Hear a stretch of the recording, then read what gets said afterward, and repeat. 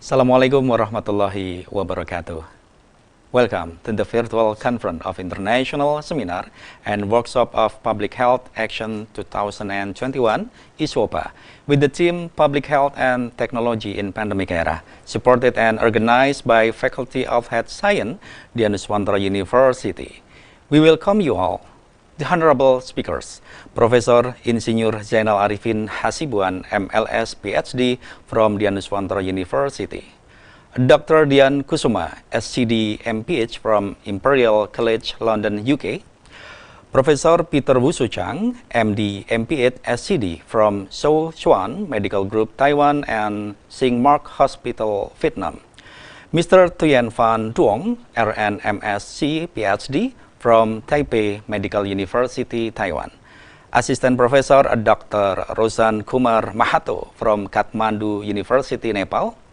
Mr. Usman Iqbal PharmD, MBA, Grad Cert, PhD, Faith EFC 8SM from Australasian Institute of Digital Health, Australia. And Our Excellency, Rector of the Dian Wiswantoro University, Professor Dr. Insinyur Edi Nursasongko MCom, also Vice Rector and Dean of Dian Wiswantoro University, and all participants of today's seminar. Let's start the international seminar agenda by reciting Bismillahirrahmanirrahim. Kugoreskan tinta lewat puisi, hanya karena cinta kita hadir di sini. Ke Semarang beli lumpia, bertemu gadis cantik parasnya. Selamat datang di kampus penuh cinta. Udinus bangga menyambut Anda semua yang luar biasa. And then let me introduce you the agenda of today's ceremony. The first agenda is opening, and then followed by speeches from the committee. The third agenda is speeches by the speakers, and the last agenda is closing. Honorable ladies and gentlemen, National Anthem, Indonesia Raya.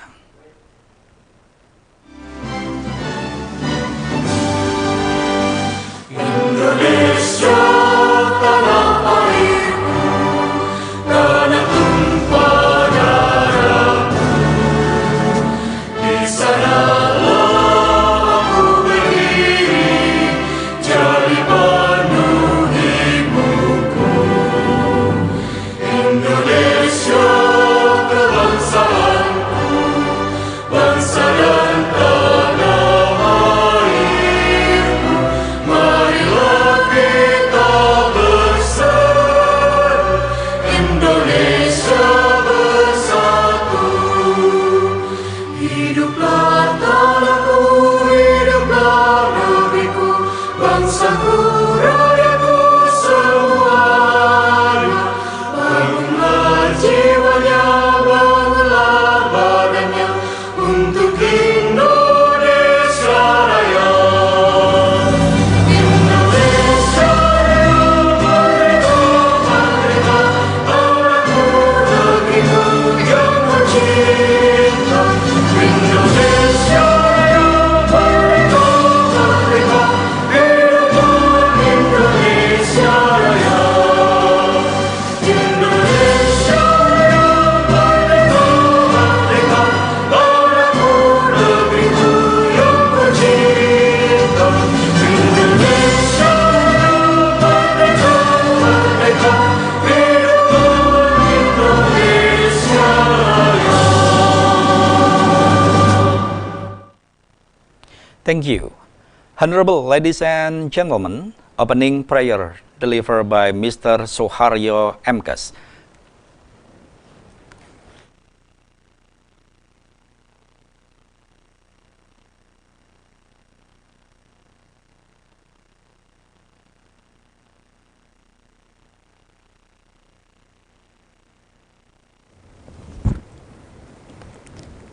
Good morning. Assalamualaikum warahmatullahi wabarakatuh. Ladies and gentlemen, let us bow our head for a moment. Pray to God our Subhanahu wa Ta'ala so that our international conference can be precious to all of us. I will lead this prayer based on the teaching of Islam, and those who are not Muslim, you are pleased to pray according to each of your beliefs. Bismillahirrahmanirrahim. Alhamdulillahirabbil alamin. Hamdan syakirin, hamdan na'imin, hamdan yu'afi ni'amahu wa yuqafi mazidah. Ya Rabbana lakal hamdu kama yanbaghi li wajhika wa 'azimi sultanik.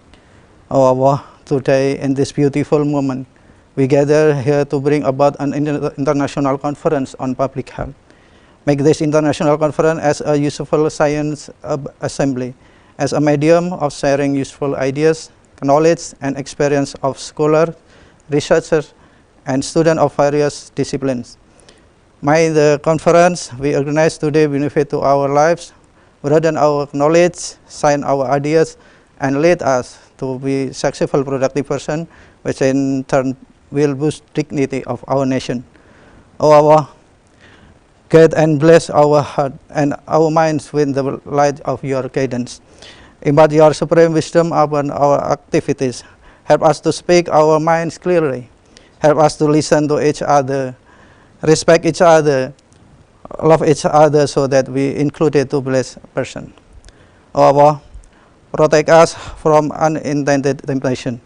Show us the right path and give us knowledge and strength to perform good things. Equally, show us and make it clear the bad things and give us knowledge and strength to avoid them.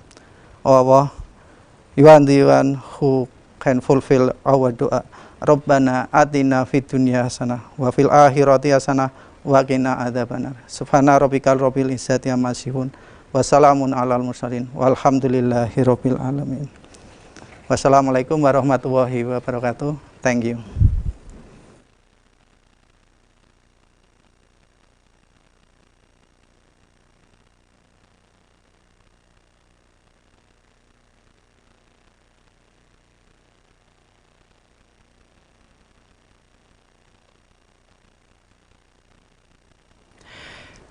Thank you.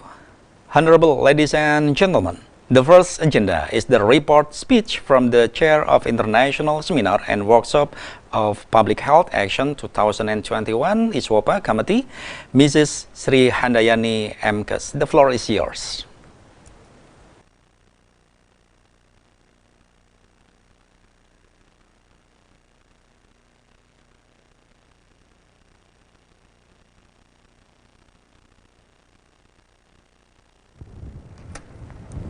Assalamualaikum warahmatullahi wabarakatuh. Good morning, ladies and gentlemen. Thank you for coming to our event Iswopha 2021.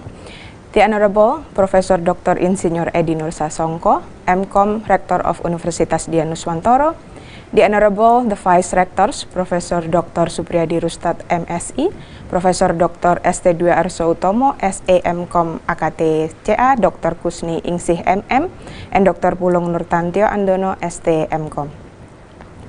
The Honorable the Dean of Faculty of Health Science, Universitas Dian Nuswantoro, Dr. Eni Rahmani, the Honorable Speakers of Iswopha 2021, Professor Insinyur Zainal Arifin Hazibuan, PhD, from Universitas Dian Nuswantoro Semarang, Profesor Peter Wusu Chang, Souchon Medical Group Taiwan, Dr. Dian Kusuma, Imperial College London UK, Dr. Tien Van Duong, Taipei Medical University Taiwan, Dr. Rosan Kumar Mahato, Kathmandu University, Nepal, Dr. Usman Iqbal from Australia ASEAN Institute of Digital Health, Australia, Taipei Medical University Taiwan.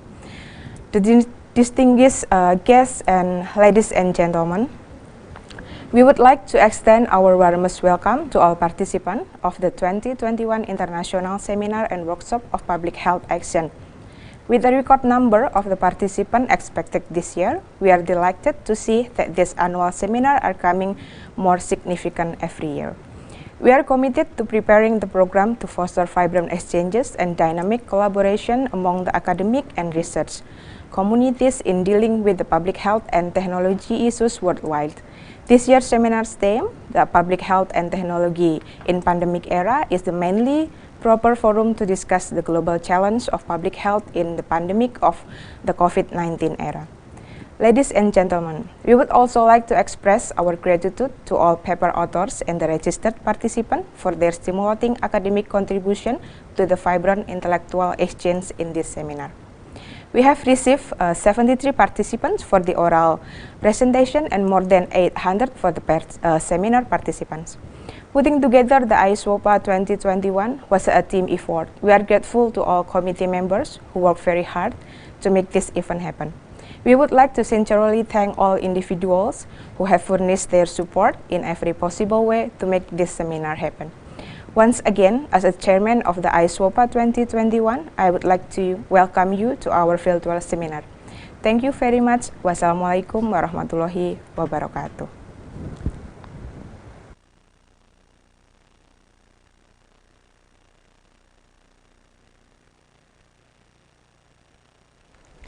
Honorable ladies and gentlemen, the next agenda is welcome remark from the Dean of Faculty of Health Science, Mrs. Annie Rahmani, PhD. The floor is yours.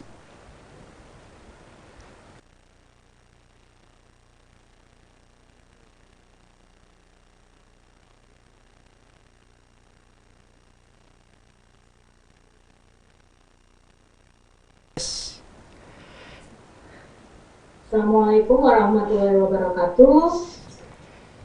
Honorable and also Dean and all faculty of Kian Nusantara, the Honorable distinguished speaker,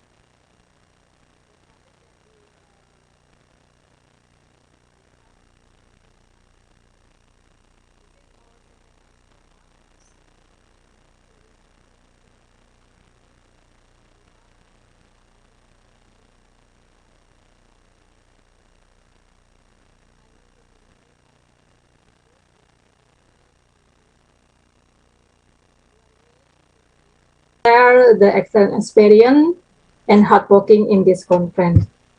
So, in these activities, we can learn from each other for better public health, especially in pandemic COVID-19. Pandemic COVID-19 has been speeding up digital transformation in every sector because digital technology have become a problem solving and significant growth for accessing remote service during the COVID-19 crisis. Digital transformation slowly changed human behavior, and we already moving to the next step is the go to society 5.0. Penetration of digital health saw an excellent value for improving healthcare delivery in developing countries such as Indonesia. And in nowadays, development is getting faster because of modernization. Recently, everything is based on technology. We can simplify human activity, but in some sector is still done manually, including in the health service. So, digitalization in human life, apart from making human life more manageable, also need readiness and mindset in the human to use it. So we still need digital health literacy to adopt and wisely to use technology. Digitalization also generate become more data. So data has become more powerful recently. So through the data, we could explore more information and more knowledge. Hopefully, the data could be used to generate better policy to elevate the level of public health status. So, hopefully, through this seminar, we can improve and more knowledgeable the technology and data should be used to improve healthcare quality, and the endpoint is the better quality of human life. Heartiest congratulations to all delegates and the organizing committee This conference would not have proved beneficial to this extent without all your support. Please enjoy this Iswopha, and hopefully we all can get important take-home messages for our personal development and have experienced happy moment during this conference. Thank you one and all. Assalamualaikum warahmatullahi wabarakatuh. Waalaikumsalam warahmatullahi wabarakatuh. Thank you, Mrs. Eni Rahmani, PhD.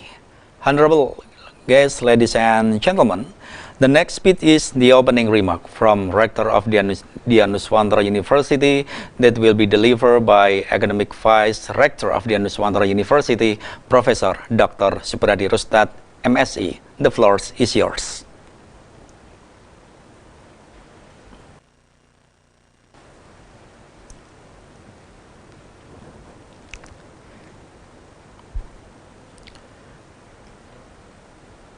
Good morning, ladies and gentlemen. On the behalf of the Anuswantara University, I would like to welcome you to International Seminar and Workshop of Public Health Action 2021. Thank you for your joining this scientific meeting today. The contributing talks from our colleagues from Taipei Medical University of Taiwan, Kathmandu University of Nepal, Remark Hospital of Vietnam, London Imperial College, and Australian Institute of Digital Health are truly highly appreciated. Let me extend my sincere gratitude to the Faculty of Health Science and teams who organized the events. Thank you so much for making this seminar and workshop happen. We would not have been here without you and the team. Ladies and gentlemen, the agenda of the meeting is to focus on public health and technology in pandemic era, which is a hot issue since we are now struggling to overcome the pandemic problems of coronavirus diseases. I believe this seminar and workshop would help people to have better understanding about healthy life, either in pandemic era and the future. I declare the International Seminar and Workshop of Public Health Action 2021 is officially open. Thank you.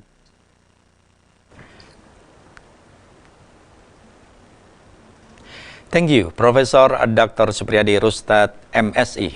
Honorable ladies and gentlemen, now let us enjoy a special performance from Gita Dianuswa Choir with Indonesia's traditional song Yamko Rambe Yamko.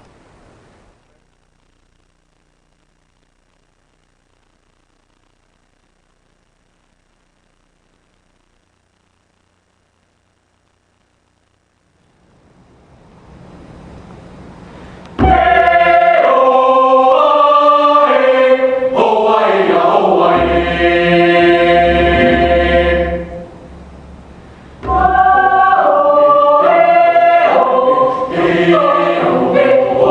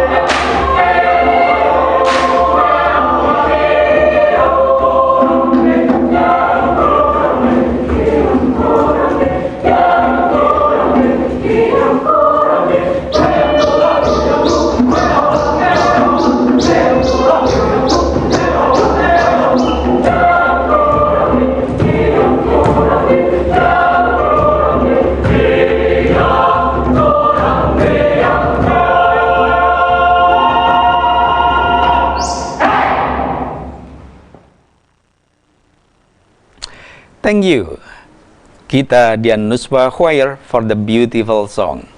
Honorable ladies and gentlemen, the next session is photo session. We would like to invite all speakers, all the guests, the committee of the technical program committee, and all participants on Zoom camera.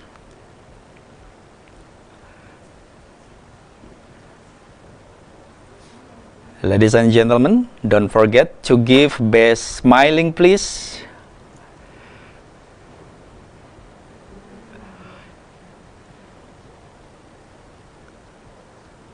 Okay, we are ready to take a picture.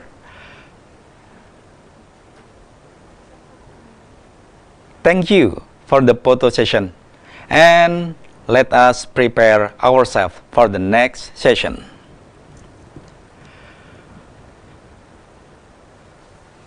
Ladies and gentlemen, the next agenda is seminar and discussion with our today's speakers. The first session will be guided by Mrs. Eti Rimawati, SKM MKes from Dianuswantara University. But before we start, let me read a brief biography of the moderator.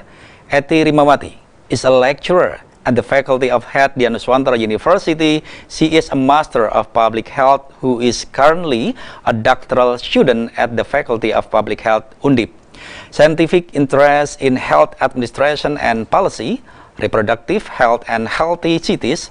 Currently, she is a facilitator in the implementation of the district public-private mix in tuberculosis and a consultant for regional development plans. Active in the Health City Forum, the integrated health service community based in Semarang City, and professional organization for professional and Bachelor of Public Health. For the moderator, the floor is yours. Thank you very much, Heri Pamungkas. Good morning, all of participants here in Iswopha. Hope we are all in good health, and thank you for joining with us today. For the first session this morning, allow me, Eti, to be the moderator for all of you. For this morning plenary session, 3 honorable speakers have been present with us. First speaker, Assistant Prof. Thuyen Phi Duong, PhD, from School of Nutrition and Health Science, Taipei Medical University, Taiwan. Hello, Dr. Thuyen, how are you? Hi, very good, thank you. I'm very happy to Okay, join. very smiling. So, how are you, Thuyen Ji Chang? Ni hao ma? Am I good in my pronunciation? Okay, thank you. I try to speak in Chinese. Mandarin. Okay, Chinese. I'm sorry if I mispronounce. Okay. Second speaker, Assistant Professor Dr. Rosan Kumar Mahato from Department of Public Health and Community Program, Duli Health Hospital and Kathmandu University Hospital. Good morning, Dr. Rosan.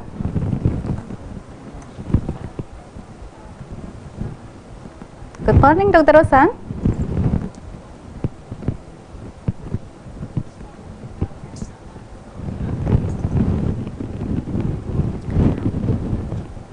Okay, maybe for the third speaker, Prof. Peter Chang, MD, MBHSG, DVRCB from Sangbing So Swang Memorial Hospital, Taiwan, and Remark Hospital, Vietnam.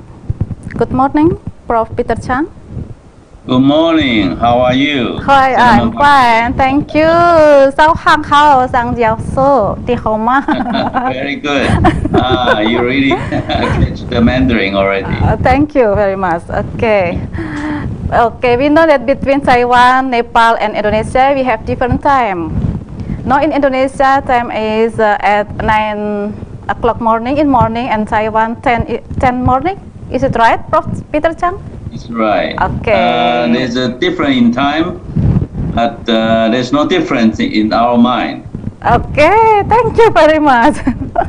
Be always in your mind, isn't it? Okay. I hope the time difference between us can unite us in the special morning discussion. Okay, all right. With us today, around 1,000 more participants have registered and joined the Zoom meeting and live YouTube. The plenary session will be had with a presentation by 3 speakers and followed by a question and answer session. For participants who have questions, please type in the chat column by stating the name, speaker, and questions. Well, the first material will be delivered by Dr. Thuyen with the title Roles of Digital Healthy Diet Literacy in the COVID-19 Pandemic. Let me read his curriculum vitae first. Assistant Professor Thuyen Fandung, PhD. Assistant Professor, Taipei Medical University, Taiwan. Vice President, ASEAN Health Literacy Association, UK. Chair, Nutrition Health Literacy Interest Group, International Health Literacy Association, USA. Dr. Duong is recognized as one of the world scientists and ED Scientific Index 2021. He has run a number of research projects in Asia countries and published original research articles on 25 IC journals. And he has been serving as a guest editor of International Journal of Environmental Research and Public Health, as a reviewer of international journals, and Dr. Duong has received 14 honorable academic awards from national and international organizations from Australia, Indonesia, Malaysia, Switzerland, Taiwan, United States, and Vietnam.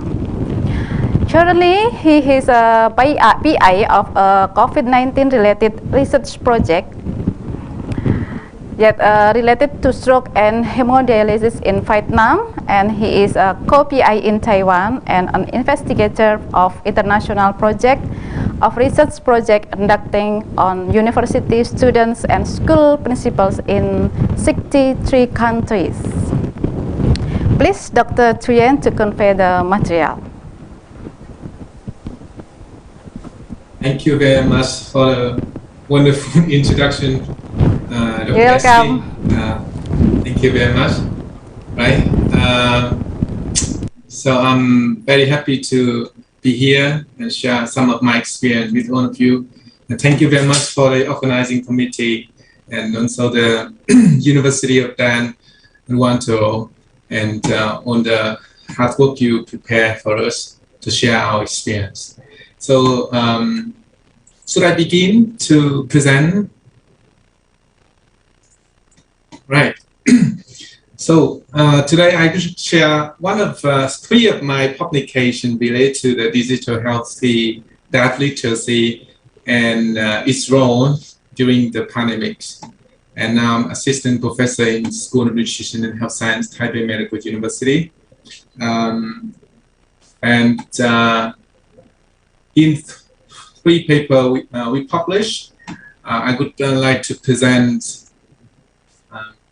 the validation and development of digital healthy diet literacy, DDL, says that, DDL and eating behavior changes, impact of the DDL on the fear of COVID-19, change in the mental health and health-related quality of life, and also re-examines the modifying roles of digital healthy diet literacy. I like the slogan of you is a public health action. So we put this all into the research, and I like to share those of our actions to contain the pandemics, right? So the first paper is about the digital healthy diet literacy and self-perceived eating behavior change during the pandemics. This study we conducted in medicals and nursing students last year in April and May. So we collected more than 7,000 undergraduate students, aged from 19 to 27.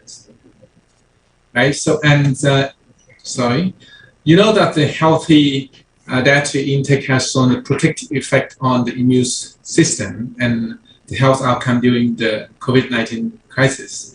And there's no data available, especially for the rigorous clinical trials. I think now they start to do that, but at the time we conducted the study, there's no data available to show the benefit of the nutrients. However, some already prove that the diversified and balanced diet improves the immune response to the viral infections and can help to reduce the severities and also complications of the COVID-19. Unhealthy eating behavior rapidly increased worldwide, including Vietnam, and in Asian countries, the proportion of disorder eating attitudes among universities were about 10 to 20%, and during the pandemic, this definitely increased. Right, and nursing and medical students was mobilized to respond to the global crisis. I believe that in many countries, they mobilize medical students, health-related students to get involved to the pandemic response. And because these future healthcare workers can help to combat misinformation and disinformations, therefore their digital health should be promoted, especially related to the eating behavior and nutrition. Those are very critical. So to identify the behavior changes and also develop strategies to improve the student eating behavior, their ability to access, understand, appraise, and apply healthy diet information on the internet during the pandemic require short, valid, and reliable survey tool. And therefore, we examine the psychometric properties of the digital healthy diet literacies and its association with the eating behavior changes during the pandemics among the nursing and medical students. So this is many of you, I believe, you're familiar with the short form health literacy on its 12 items, right? And now we develop more 4 items to access the digital healthy diet literacy to expand the scale to the nutrition and diet, right? So we calculate the index in order to access and also analyze the digital healthy diet literacy, right? So the setting, we conducted this study in 10 universities, especially for the medicals and health-related universities around the countries, and we collected 7,616 students, right? And this is the results that show the psychometric properties of the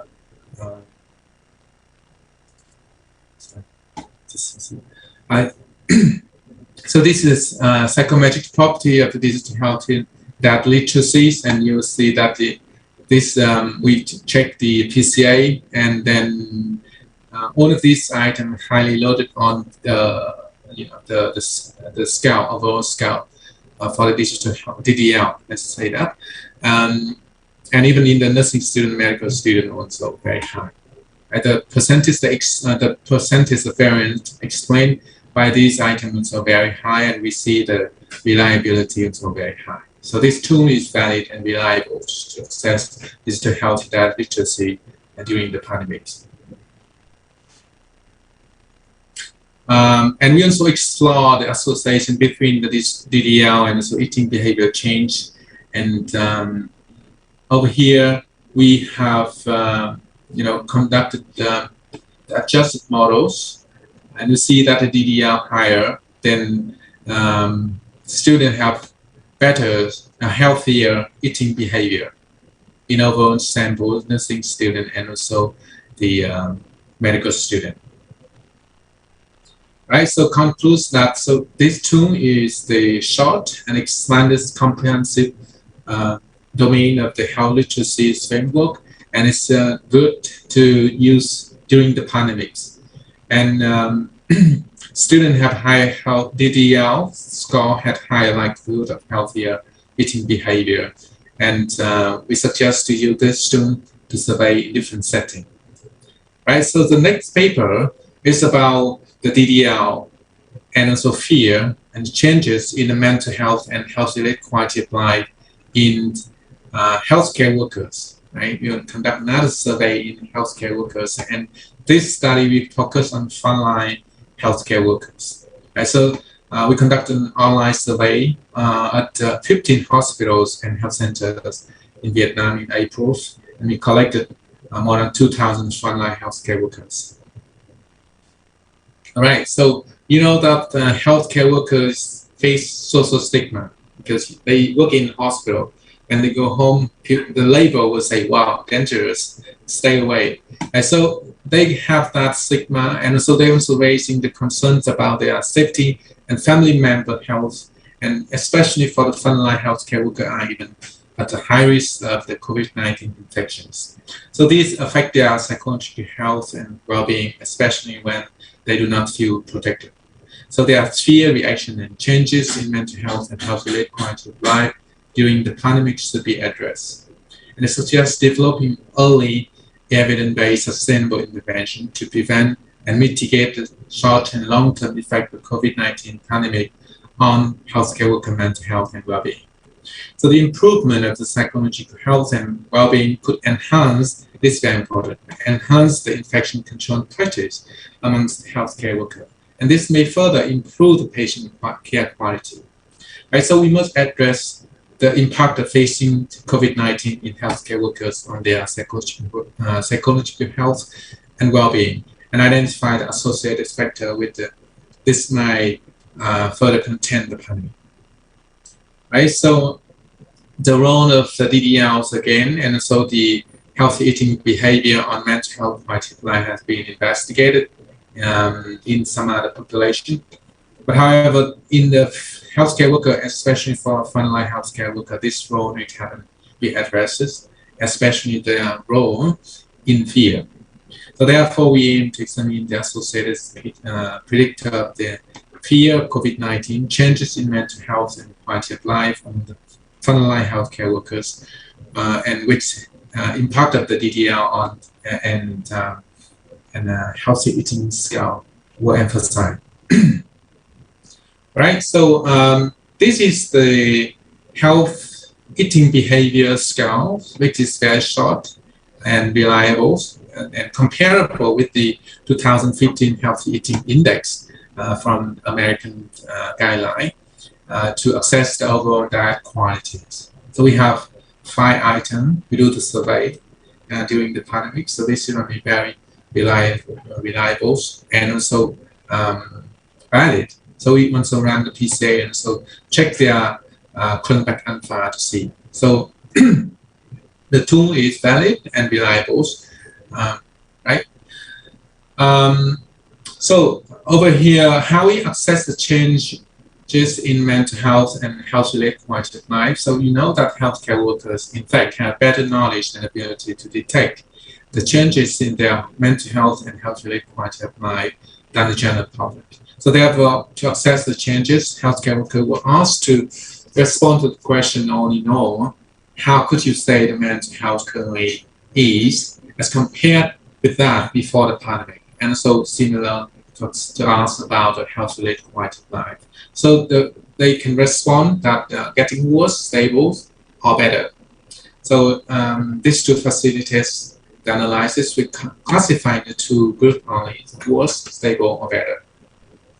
Right, so we using the regression model to check the relationship.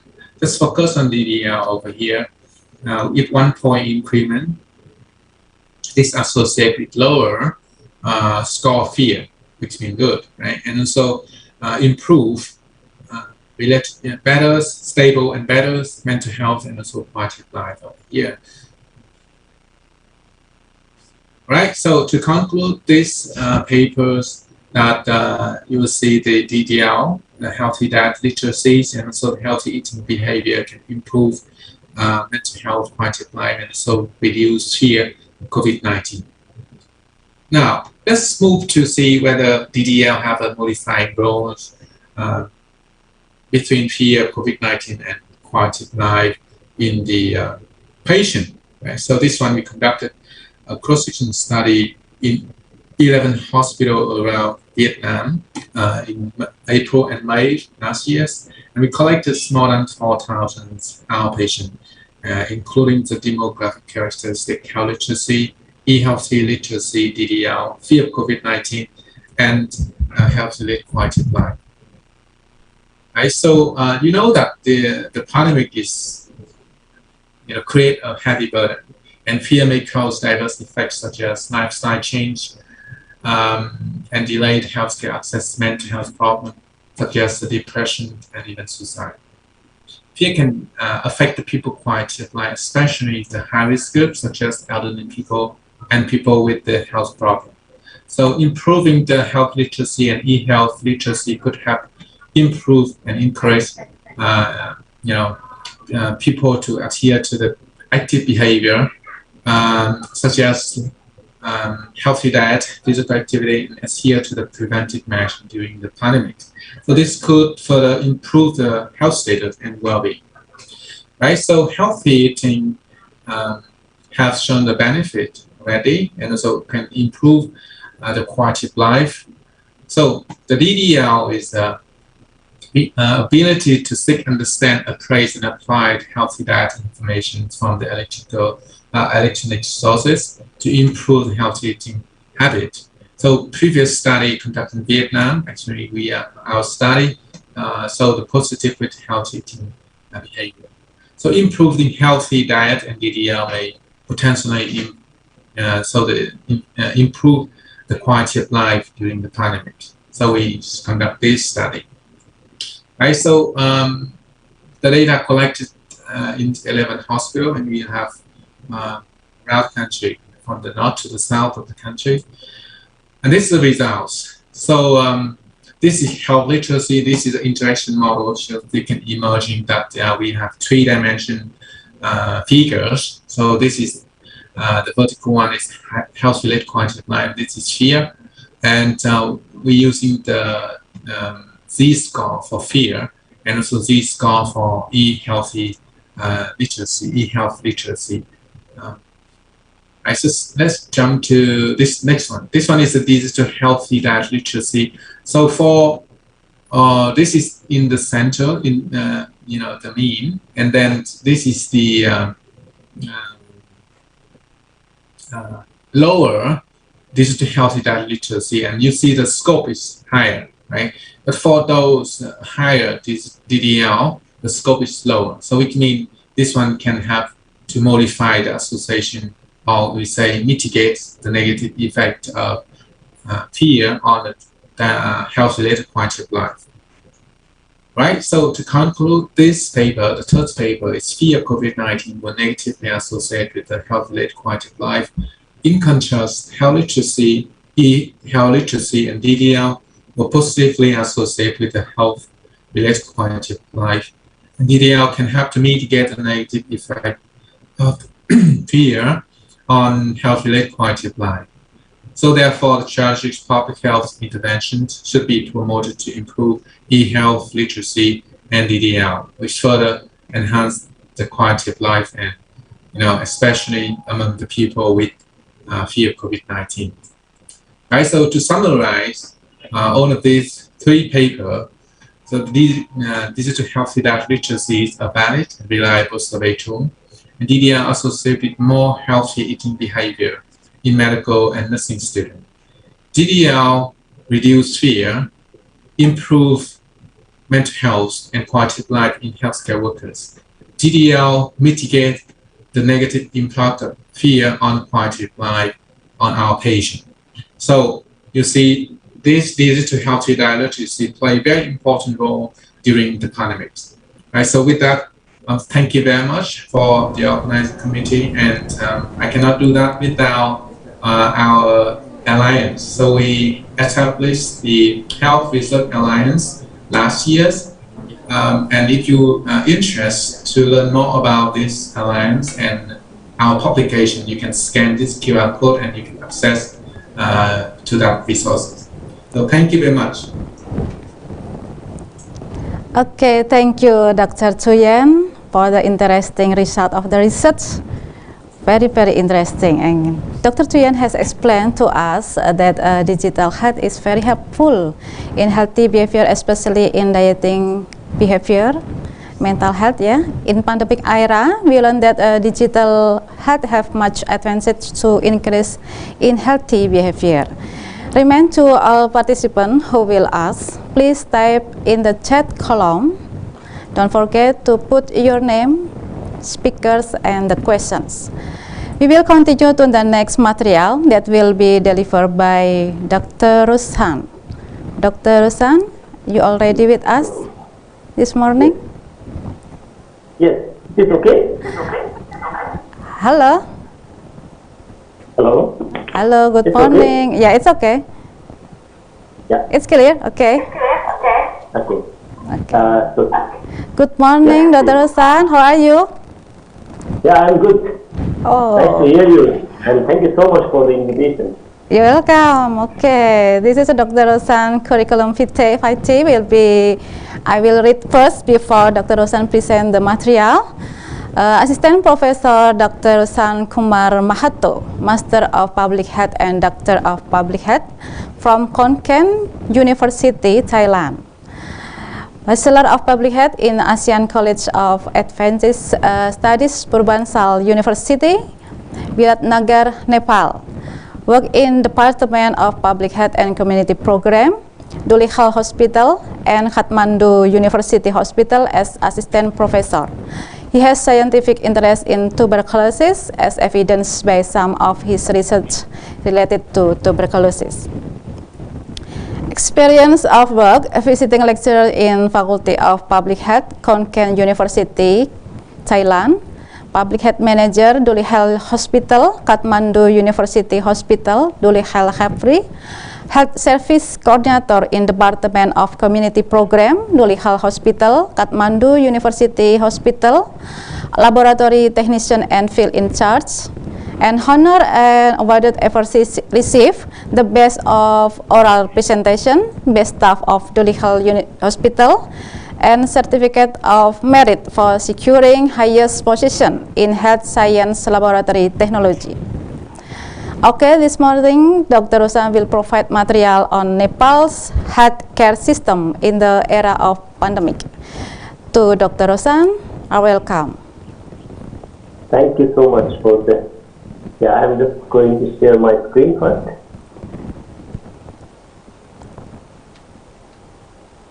Okay, you will share your screen. Okay, thank you.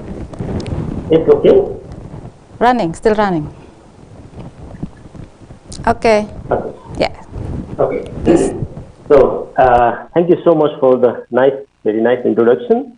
And yeah, today I am going to share about the healthcare system of Nepal during the pandemic era, how we managed the situation and what we did. And I would like to thank the organizing committee to provide me this opportunity to speak, give my presentations on this forum about our experience and invite me as a speaker. So thank you so much. And with your kind permission, shall I start?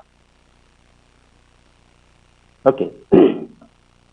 So I have just put some histories, how we did public health needs, what were the experience of the different countries, what they did and how we did it, and some decentralization of the health sector of Nepal and public health strategy applied in pandemic era, what we did and the differences. So I would like to share something about the Nepal. So Nepal is a very small country. It's between the China and India, of course, and it's a mountain country. So it's located. You can see the map of the world where it is, and then this is the map of Nepal. So we are here, and then the capital is Kathmandu, of course. We speak a Nepali language. Our currency is in rupees. So and then the area is 147 square kilometers. So it's very, very small. So length. We have a 7 province, 14 zones, 77 districts. The population is about 26 million, and then the female is higher than male, of course. So the major occupation is agriculture. Our time is little bit 1 hour and 15 minutes earlier than Indonesia country code. So what happened actually? So we all know about the COVID pandemic, and then the situation. So what happened? We are nearly affected with the COVID-19 deaths. So we have started in the first COVID COVID-19. First episode, we have a little bit less cases, but in the second, while we have a second storm, then we have a lot of cases, and it's a very mountain region, so it's a very difficult for us, and it's a very challenge, and the deaths was also increased a lot. So you can see in the map, there is lots of the deaths in the red zone. We have near about 339 deaths in few parts of the country. So in the global scenario, we are also like we have near about more than 300,000 200,000 cases, confirmed cases. So it's a very difficult, and the country where we are, it's very difficult to manage the situations and the things. And what we had actually, unable to put this. Just a second. What we had actually, our country capacity, we have nearly the 26,000 hospital beds and only 1,595 ICU beds, and the case is increasing per day about near about 3,000 or 4,000. Sometimes it's like 10,000 cases per day. We had just only like 840 ventilators, and then the hospital with the ICU facility is around 194. Hospital who run the COVID clinics is around 111. So it's a very difficult situation for us, and we have a level 1 hospitals, it's near about 13, and level 2 12, and level 3 only 3 hospitals with the 3,076 isolation beds. So it's really difficult for us to manage the situation how we did it. Some few data, like based on the scenario of the existing policy strategy amendment accordingly, it's like the possible number of positive cases maximum started for the level 1 hospital is 0 to 2,000, level 2 2,000 to 5,000, and for the level 4 more than 10,000 cases. So something this is the scenario. So, and what we experienced previously, what we knew about how we can manage the situation or solutions. So we know the screening and diagnosis stages, like how the other country like the ICT response in the Korea. So what was the experience, how they did it. So this was some experience. So Korea used the drug utilization review, DOR, in the DOR and the international travelers information system, and they allow the medical institute to have access to the data on the incomes from the countries affected by the COVID-19. So this is the experience we recognize, and the foreigners staying in the Korea for the short time without symptom, or who were the symptom negative upon the entrance, to install the self health check application released by the Ministry of Health and Welfare to check their health condition daily. So we had some and we knew some of the experiences how they managed it.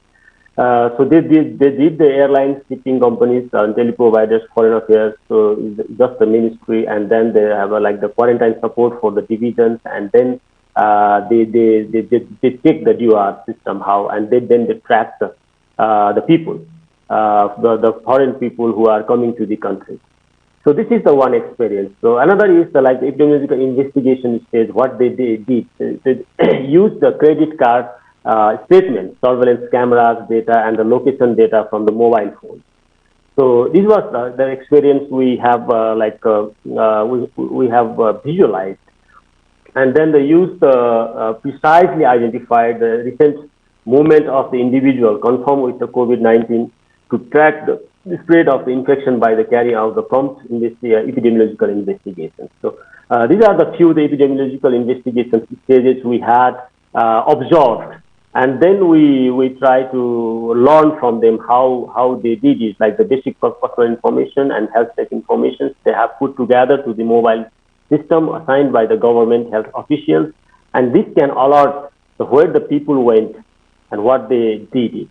So these are some issues, and what the few agendas applied in the digital response framework in the COVID pandemic in some part of India. So they also did the patient do the RT-PCR applications, then the lab modules, and then the IMR testing database, then the surveillance module they have established. So these are some experience. With this experience, we thought that what we do, then the public health needs, what are the public health needs and the digital tools and technologies and how we use it. So,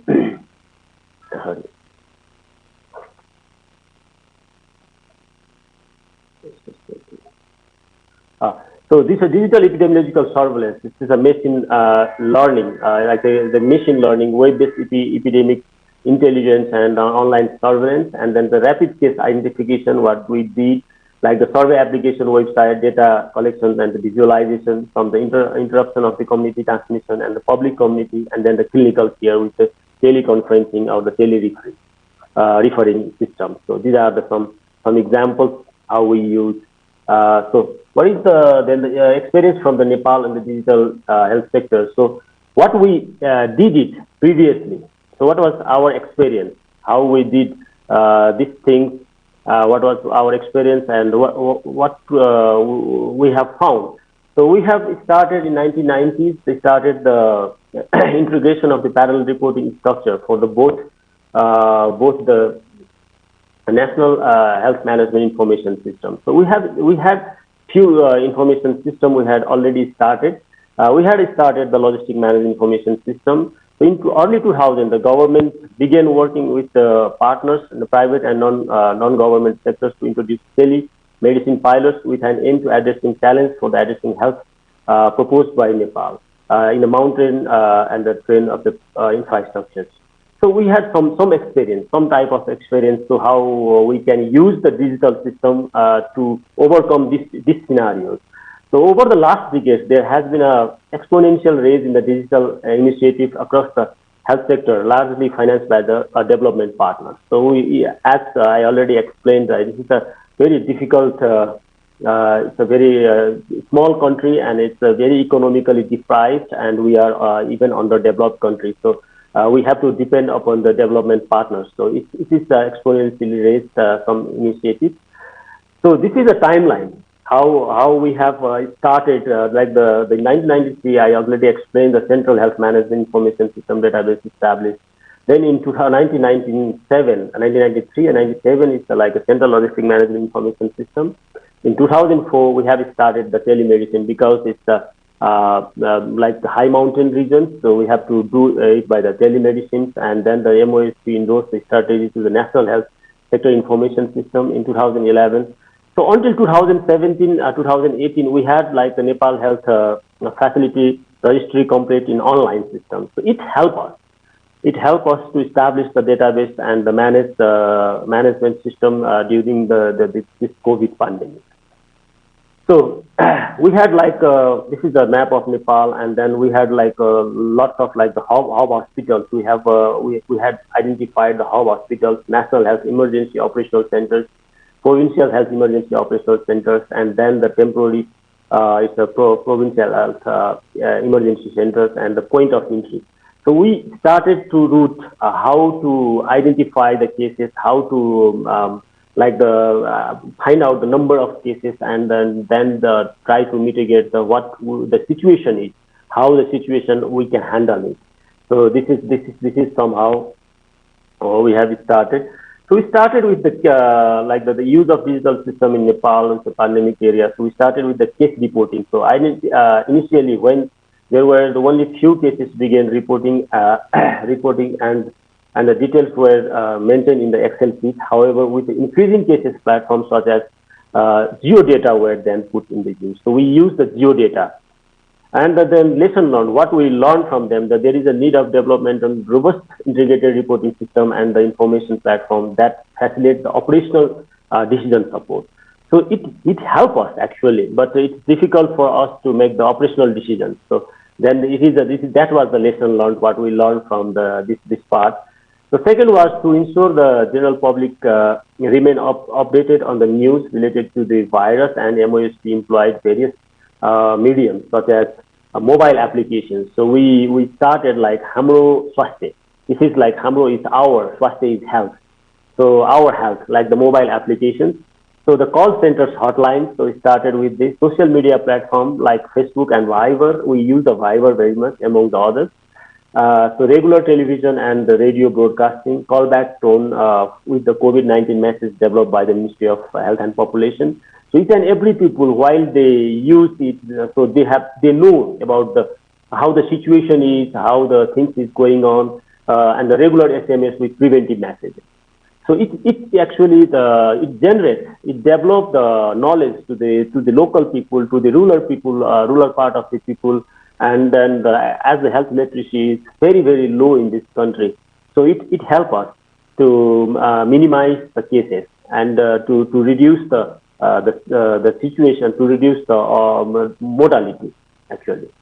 So the government also introduced the mobile application called Co-Buddy, which will give real-time information about the movement of the people placed in quarantine, so where they are.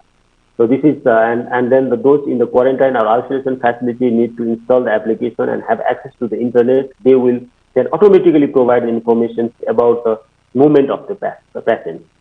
So actually these are the things, and then the nearby the security body can track any unauthorized movement through the application. Likewise, with the use of application, patient and also notify the doctors or the security personnel if they feel uncomfortable during their stay.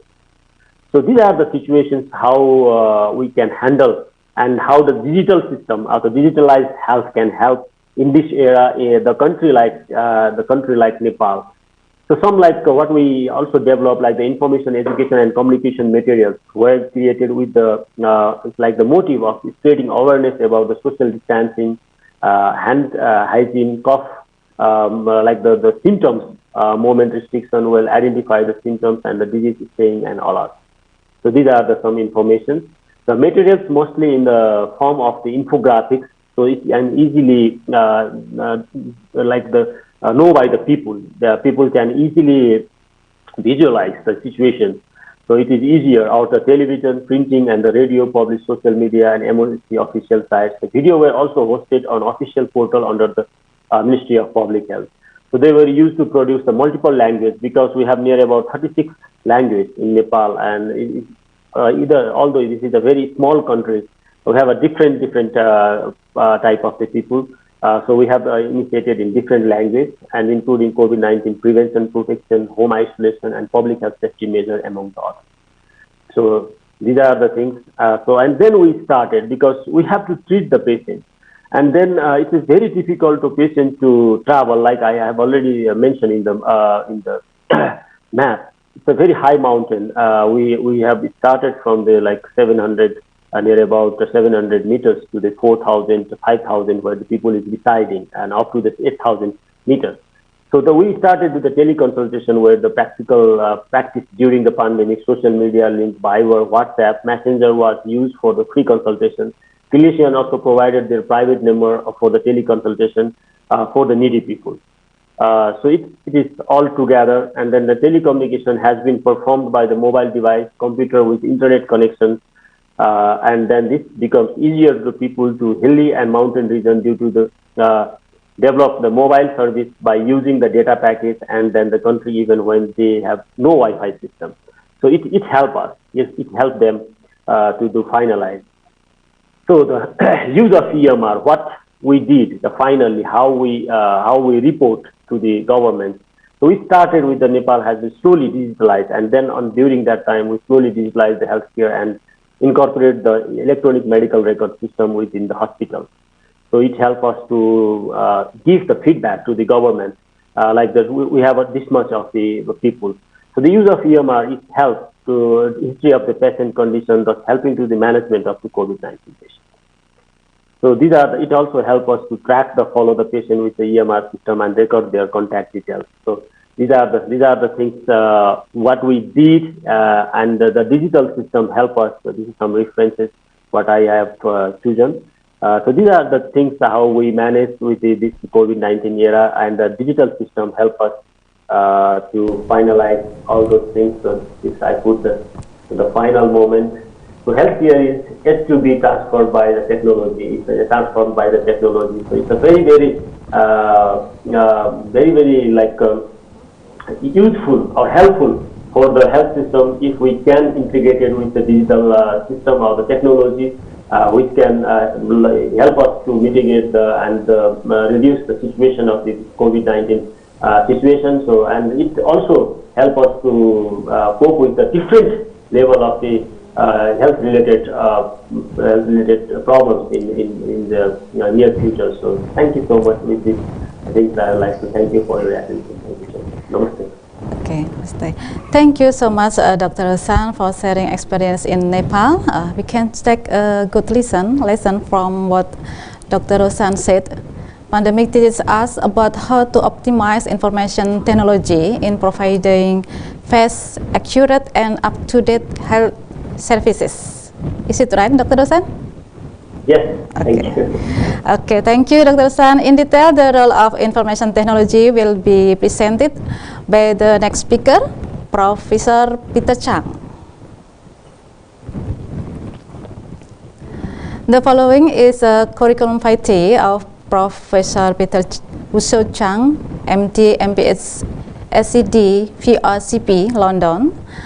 Education background: medical doctor from Department of Medicine, National Yang Ming University Medical College, Master of Public Health, Harvard University College of Public Health, major in Environmental and Occupational Health, Doctor of Science from Department of Cancer Biology, Harvard University College of Public Health, major in Radiation Biology.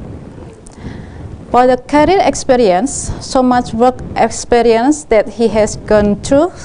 Currently, he works as Vice Superintendent Sing Mak Hospital, Dong Nai Province, Vietnam. Staff, Sessions, Chang Bing So Chuan Memorial Hospital, Taiwan. Today, Prof. Chang will present evolving telehealthcare and health literacy in pandemic. To the speaker, Prof. Chang, welcome. Thank you so much, Selamat pagi. Selamat pagi. Yes, I'm very pleased to come back to Indonesia. Yeah, thank you. Maybe I was showing this that actually that was almost 4 years ago. Yes. During my last visit to open up the ACLA Indonesia office in your very beautiful, very attractive campus. Thank you so much. And I'm very happy that you invite me come back to the campus today. Of course. Yes. Thank you, Professor Chang. And I'm wondering, can you see my PowerPoint slide? Yes, already. All right. Okay. So I would like to show in the coming few minutes about what is the new challenges for us, and I'm very happy to have it done. And certainly I have to recognize the recounter with Sri Handayani and the rector Supriyadi Rastad, and as well as our good colleague from Nepal. Actually, we have a Nepal office in Indonesia, ACLA. So if I may have the, all right. So that was the picture like yesterday in 2017, September, and we set up the office, and I'm still remember the smile, the talks, and the good food, and a lot of beautiful memories. This was the very recent picture. I was serving as vice president of the hospital in Vietnam. And the picture was taken about a month ago when Vietnam started going to dip into the large number of new cases every day. We have to start with telehealth care because many of the patients, they could not come to the hospital any longer. And I recall from friend and colleague in hospital and in the nearby Ho Chi Minh City said that, well, they have a lot of discussion about telehealth care, but was not ever really in place. There was a discussion continuously since last year. But I was very lucky to start with the telehealth care program just in an hour. We sent out announcement and people started calling, and we link, and I start to hear these and many discussion about health problems. So this was my clinic. And if you see the right-hand side, we started getting a lot of experience about how to handle workers with hand injury, apparent some kind of exposure, chemical exposure. And with this remote but easily accessible technology, we can provide very timely diagnostic and suggestion in the real life. And that helps a lot of people. So we are now having the technology and reality on our hand, but how are we going to handle them in a more sustainable way? And that is, I'm going to talk a little bit about health literacy, how can that be played in this digital health era. And Don also very happy to hear the digital health diet activities and what will be the roadmap ahead of us. This is the report by OECD, you know, most of the rich countries around the world, comparing between 2008 until 2017. In these 10 years, they are very big. For example, in Netherlands, you see the big difference in terms of the people, adult, in the public health. They seek health information online. And you see that all these countries increased a lot of significantly in the last 10 years to use the online health information. But you can also tell there are big variation between these rich countries, OECD countries.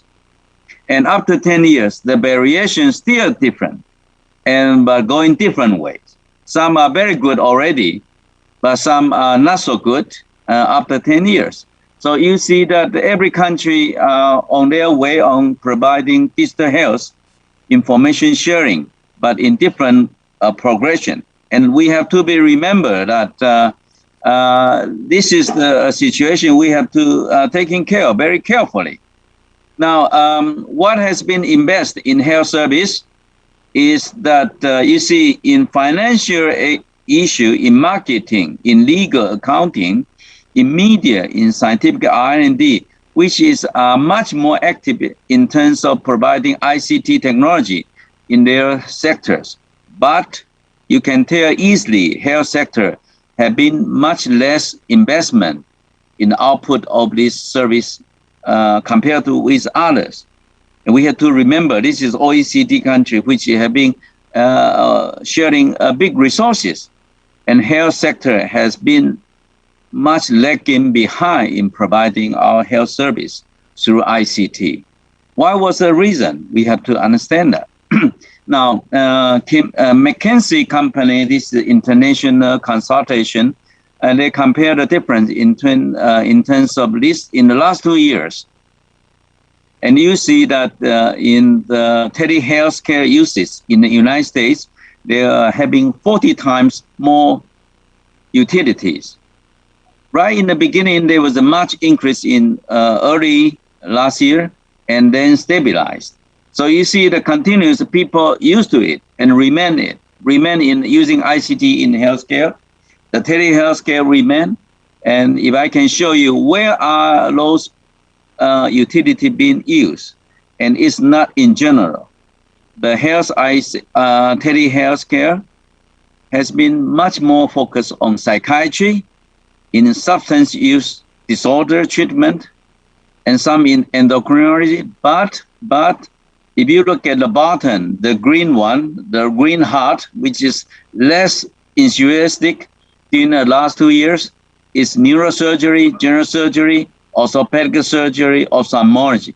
These are the areas not using telehealthcare much more than the others, and they were lagging behind. So we have to understand that even in general, telehealth increased so much, but not in the average, in the common, in many others. Now, if we go to see where are these going to, a visit to a specialist increased 12%, and you can see urgent healthcare has been going to 16%, and the health clinic at the pharmacy or retail store increased even more, 23%, going to 3% about this telemedicine, and pediatrician going to 23%. If you go to the bottom, you see that routine visit with the primary health physician going now to 70%, and it's increased much more than the other area. And particularly in psychiatry, they're going to 40%. So you see, there was a lot of mental health demand going to telehealth care. And how about the investment? In the last few years, you can tell that in 2020, there was a 14 or 15 billions increase in terms of the investment. And if you look at the right-hand side, there was in last year, there was 83% annual revenue go into these telehealthcare, digital healthcare companies. So McKinsey company is very good at it. So what was the lessons learned, and what will be the future in terms of telehealth care? First one is increasing convenience to receive routine care, and there will be more into telehealth. The second one, improving access, especially for behavioral health and specialty care, which is getting more attention and investment. And the third one, improving care models and health outcome, particularly for those with chronic condition, which is very prominent in many OECD countries, and also in Taiwan, and going to Vietnam and many other countries, and also in post-acute care support. Telehealth care will be even more prominent. But this is not all so easy. There was a lot of new challenge, which is very important for us as healthcare provider and research institutions. They need better data integration. You see that people use the telehealth care, but how about the data integration and how to use the data corrected, go into data flows across various players in the ecosystem? That needs a lot of more effort. And we are facing the fast proliferation of point solution, overframe consumers. There are a lot of more consumer, many players going to there, and also demanding more providers.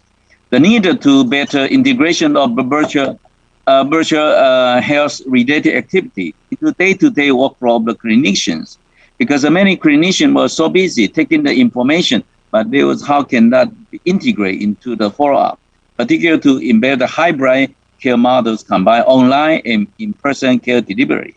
And third one, a line of incentive for virtual health activity with a broader movement toward the value-based. This is the most difficult, is that how to charge, how to pay, because during that time, who is going to pay that for healthcare provider to share the reimbursement, to break out for the fee-for-service mentality, which is still a very big challenge for us. So the third part is going to be a big questions and how to go into the getting the value.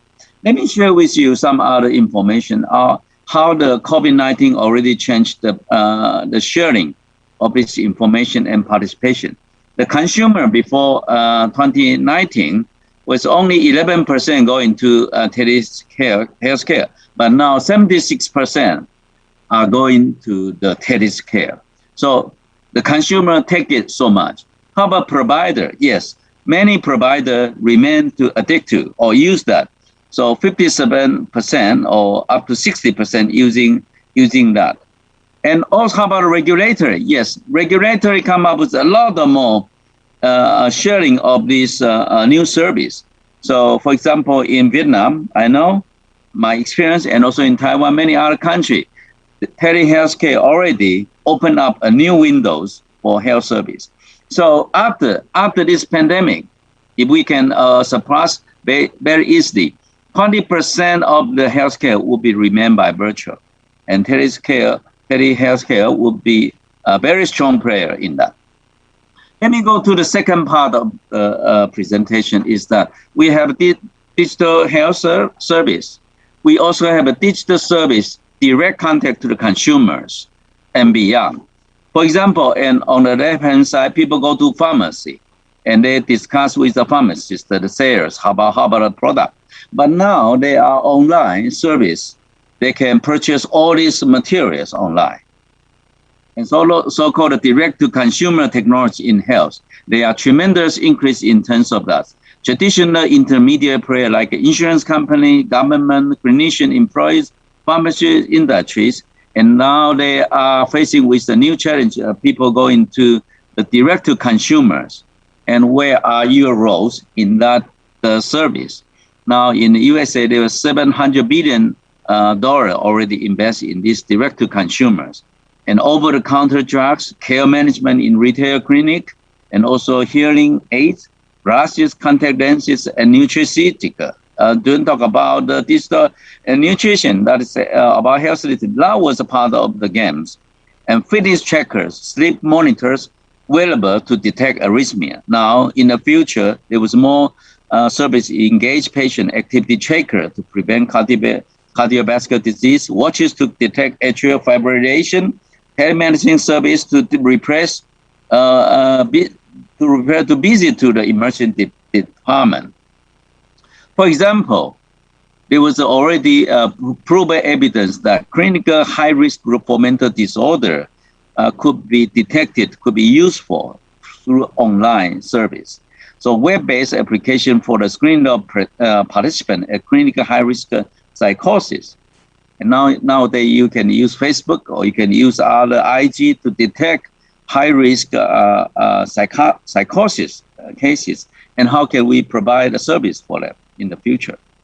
And so now there are issues I'd like to bring up your attentions that now we are connected, but what should be in our concern is who are the player? The patient, certainly, the healthcare provider, us, the financial, which they are watching, like I mentioned, the banking, and the administration, they look at the laws, what has been opened up and what should then be opened up immediately. How about the second is the illness, the content of illness, the prescription, the geographics, what kind of person on the other side of the monitor, the terminal, what are the family involved and what are the communities surrounding this communication, and who are going to pay it, and who are the regulators, and who are the safeguard, the guardian. Now, the laws and the prayers, I'm giving some example of the US FDA. They effectively regulate the quality and safety of digital health, but not to impede the rapid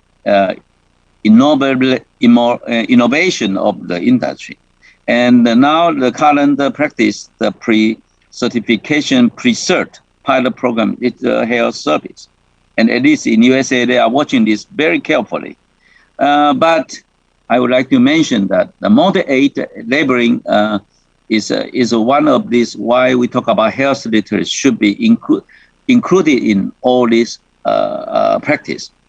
What does this product measure? And how accurate is this measurement? You know, when it's online, the telehealth care or the direct-to-the-consumer service has been provided. What will the product do to me or to the consumer? What was the product tested in people like me? You know, could be in Indonesia, could be in East Java, could be in Ho Chi Minh City. But we cannot just use the condition to be implied in our city, in our community easily. Have there been adverse event caused by the product? Yes, that should be declared. Is my data safe and where my data go? If the patient on the other side of the terminal provided information, who are going to use it? Who are going to share that? And where are the data report come out? So these are the very important digital health service we have to look at.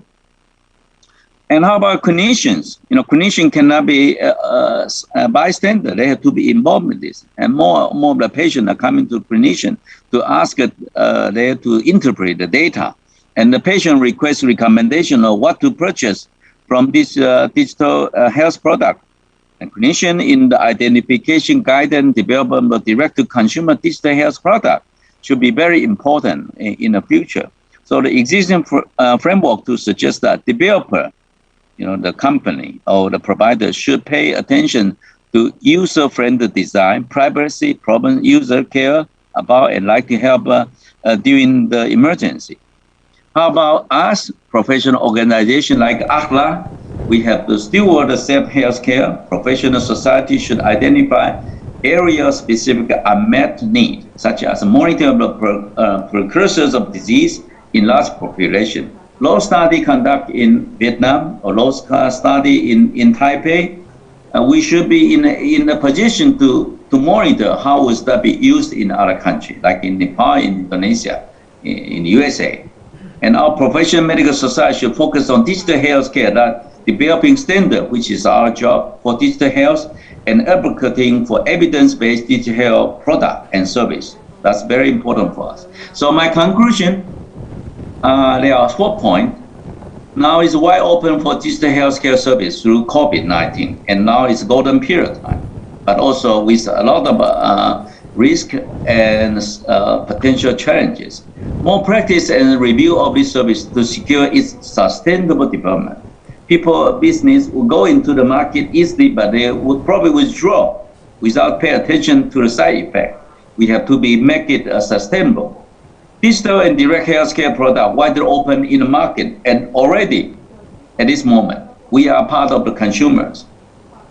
But health literacy should be integrated into all this digital healthcare and direct product, which is highly recommended. Use this picture right on right side. We have a digital technology like this buffalo, and the digital health literacy like this little white bird.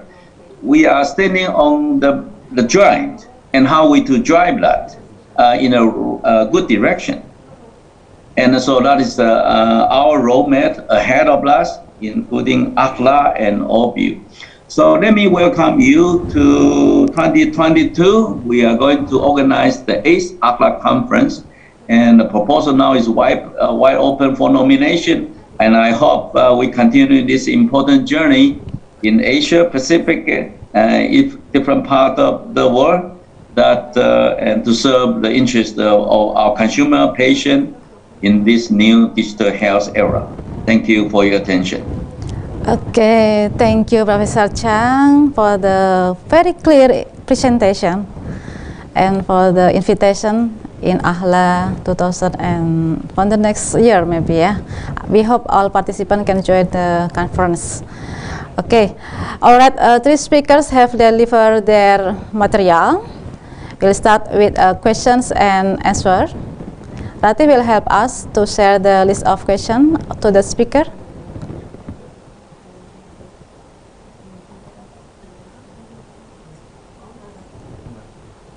Okay, Dr. Thuyen Duong, still with us? Yes. Okay. This is a question for you, Dr. Thuyen Duong. There are 4 questions. You can read the screen? Okay.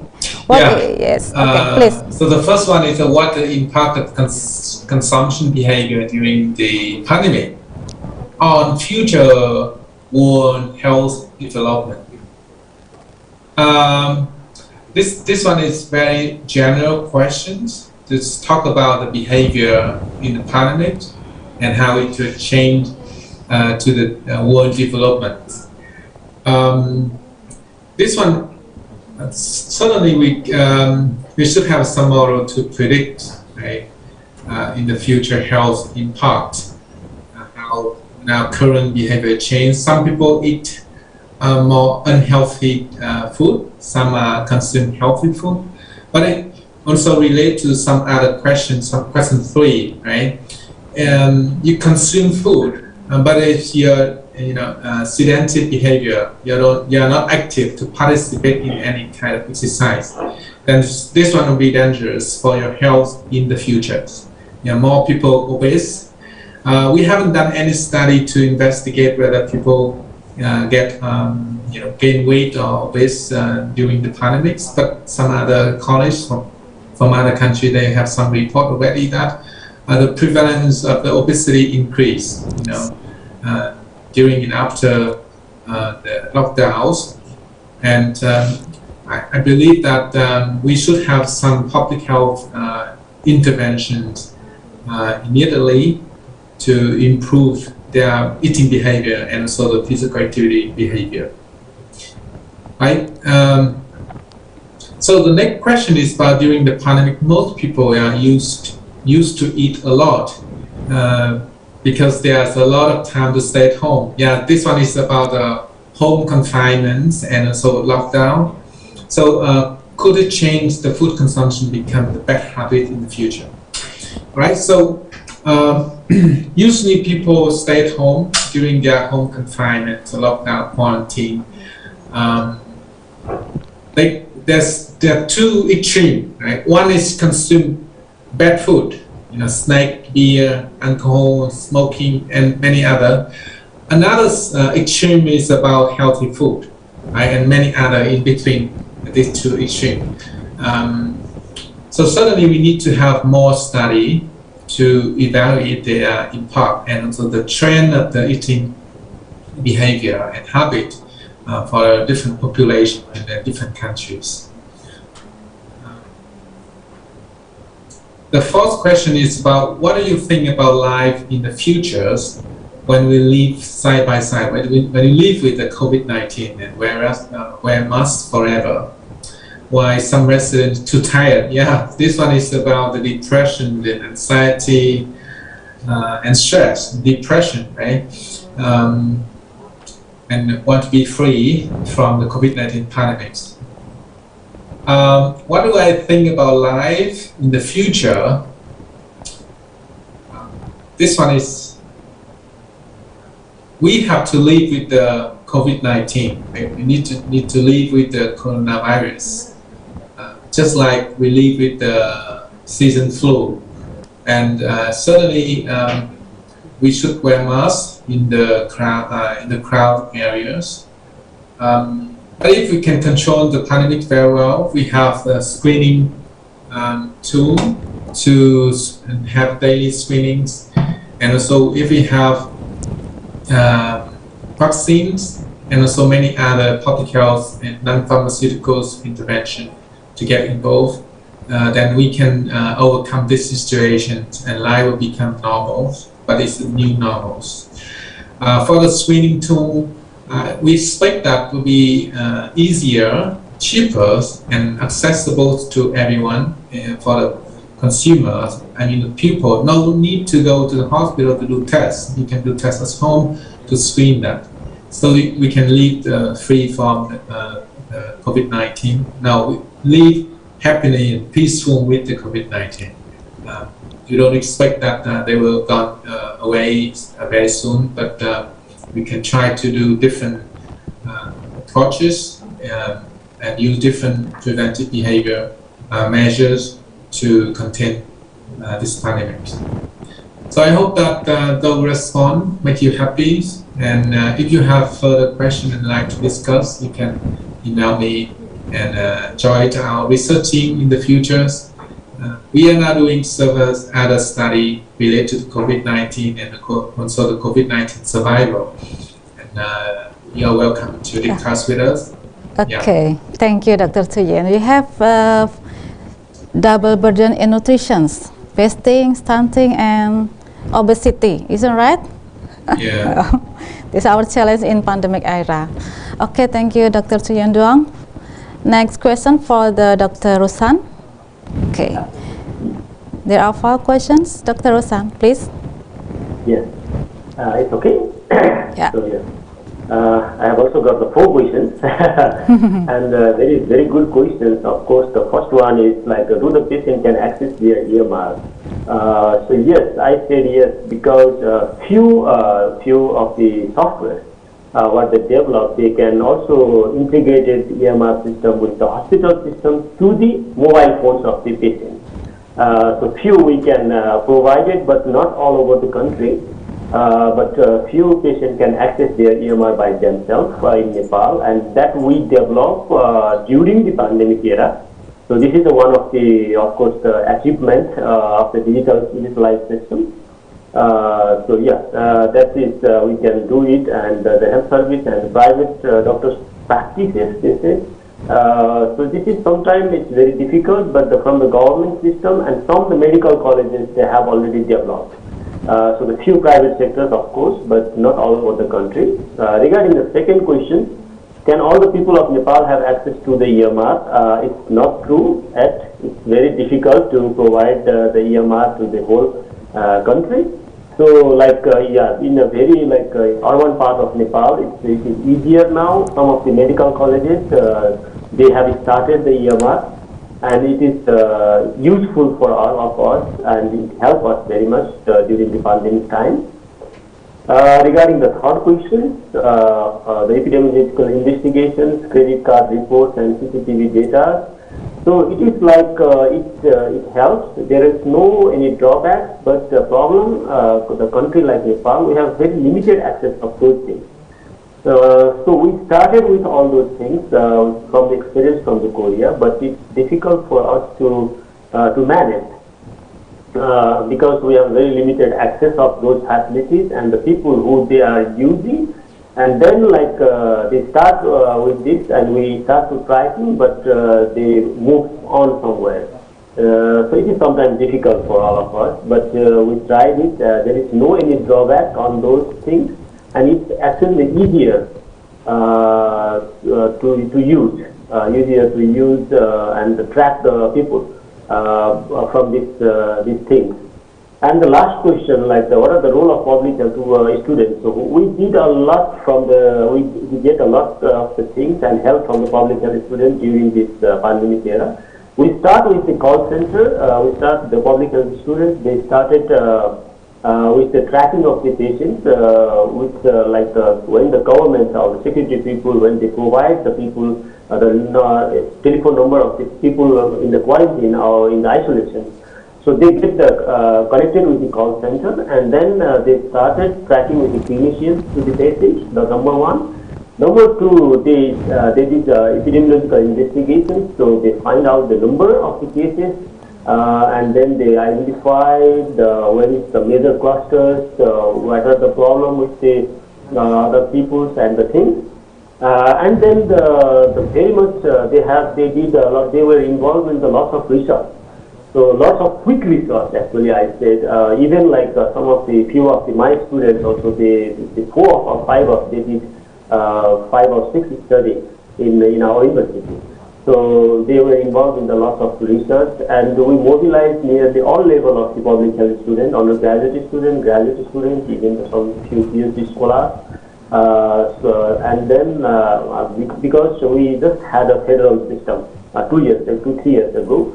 And then it's difficult for them to recognize the health system, how the health system is working in Nepal, because we just had a transaction.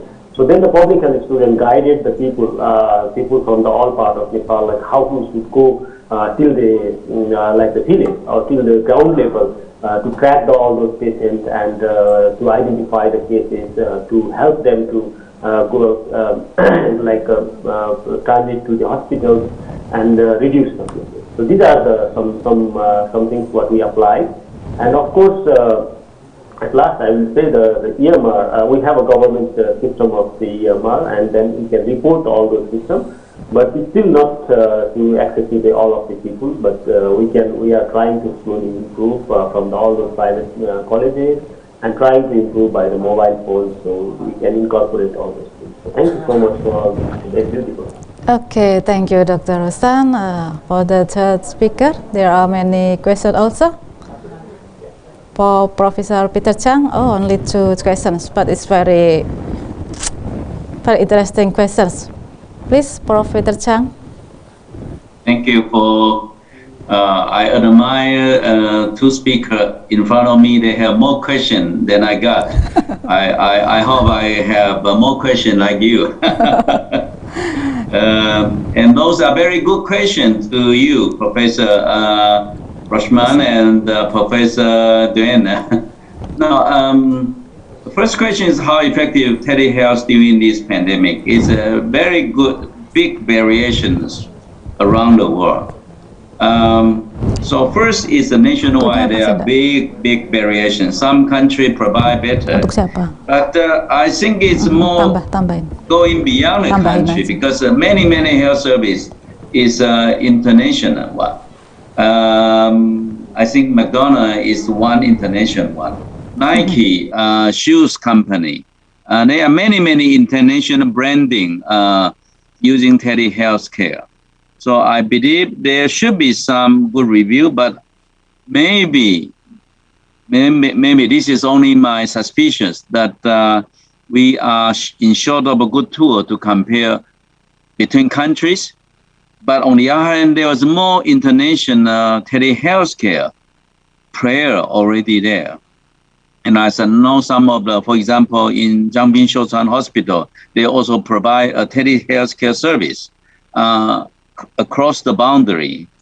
And so I believe this is very important question, very good question, but big variation in different parts of the world. If you look at the receiver, the consumer, the patient, they benefit differently throughout the world. But on the other hand, there are a cross-border international player on telehealthcare already there. And this is, we should taking care of this, have some supervision, but also analysis that we don't have created wider health disparity, because which is, I worry so much that some are very good in digital health and some are much lag behind, and we will see this health service will be more jeopardized in some part of the world. The second question, thanks to the second question, is telehealthcare useful in this pandemic? Yes, my answer is absolutely. And is telehealth already around the world? Yes, it is a new phenomenon. And I believe all the big players like social media, like IG, like Google, like Facebook, which is also carry much heavy activity in terms of telehealth care. So I think we are right in a very important moment to follow up this closely in the future. Thank you for your question. Prof. Mr. Chang, still any question for you? Rati? There's another yeah, question. there are many questions for you. So, but yeah, there's another question regarding cardiovascular disease and what activity can prevent cardiac. Yes, certainly. You have 8 questions. Is one in the future. So I think it's quite important to taking cardiovascular disease telehealth care. For example, the wearable for heart rate, for blood pressure, and also AF. And I also see some of the echocardiography, mobile echocardiography already on hand. And this is going to be in many parts of the world in the very soon near future. Thank you. Good. Okay, there are too many questions for you, Prof. Peter Chang. I can see help me here that there's a question for Professor Chang that what do you need to prepare as a public health to respond to digital health products and services? Thank you for mentioning that as public health professional, we play very much different roles. And because the digital health is without boundary of the distance, of the geographic barrier. So public health should also go digital public health. I don't know whether it's already coined. So we should do digital public health, but I don't think public health professions are very much involved in this. That is something we have to raise, because now if we look at ICT, the online activities, the digital activities, public health play much less role in terms of regulation, in terms of monitoring, in terms of preventive measures, which is used to be our traditional, our responsibility. Now, digital public health should be a new discipline for us, in front of us. Yes. Do you agree? Yes, of course. Okay, we still have about 5 minutes to the participant who will ask direct questions. Please raise your hand. Professor Peter have so many more questions Yes, in the chat box. If you don't mind, then I can just read it here so he can answer. Yeah, because we have a time constraints, Doctor. Okay, there. So how is the readiness of the people in the country to accept the application of digital health? The readiness of people in your countries. Hello. Can you elaborate the question again? How they this question is from the Katika. How is the readiness of the people in your country to accept the application of digital health? Yes, I think I can talk about Vietnam, and also which is I pretty much in presence, but also Taiwan. Vietnam also well prepared for digital technology, right? They are very much advanced on that. But health information compared to other countries, particularly Taiwan, are much limited in the official channel, because health issue has not been in the public agenda very much. Even Vietnam has a national health insurance, universal health coverage since 3-4 years ago, in very new players. But in the public domain for digital health, I don't think it's very much wide open officially. But there are many unofficial discussion material on digital health in Vietnam, and this gap between official and the unofficial one should be taken care of very carefully, because the unofficial one has to interact with official one. I mean, when I say official, it's a governmental one, and this has to be narrowed down and narrow in the gap. And so, therefore, I feel that there are strong activity in digital health in the private sectors, but not in the public domain. And I hope there will be narrowing of the gap. There should be interaction in between. In Taiwan, digital health is also not very well accepted in the official level, because in Taiwan, my observation is that they're very centralized public health information regarding healthcare during the pandemic. So you can tell, even I compare Taiwan and Vietnam, both countries go different direction. They have very activity technology. They have health activity, but both sides in both countries, I don't know about. I have to learn from Professor Roshan about Nepal. There are not too much interaction between public and private sector regarding digital health service. So, which is I think it should be taken care of very much in the future. Okay. I hope I understand your question. Respond to your question, then. Okay, thank you, Doctor. So there are not my questions. That's from the participant. They ask you, do you still have 5 more questions? But I don't know whether the organizing committee still want to respond to that, or we finish. Yes, okay. Yeah. Thank you, Professor Peter Chang. Finally, actually we know that there are many questions for all speakers, but we have a time constraints. Finally, let me conclude the result of the morning interesting discussion.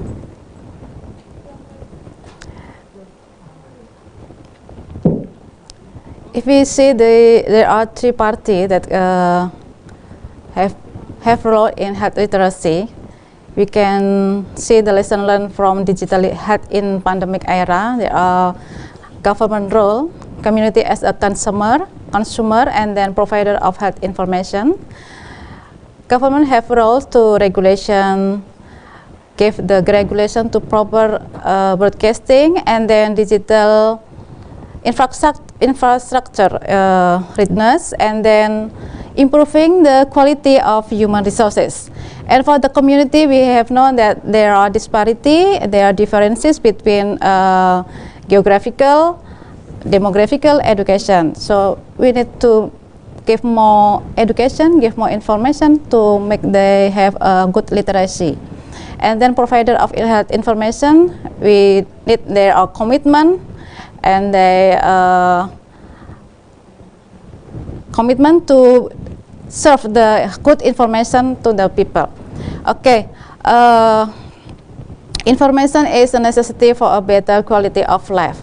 Thank you for the all speaker for being willing to share your knowledge and insight.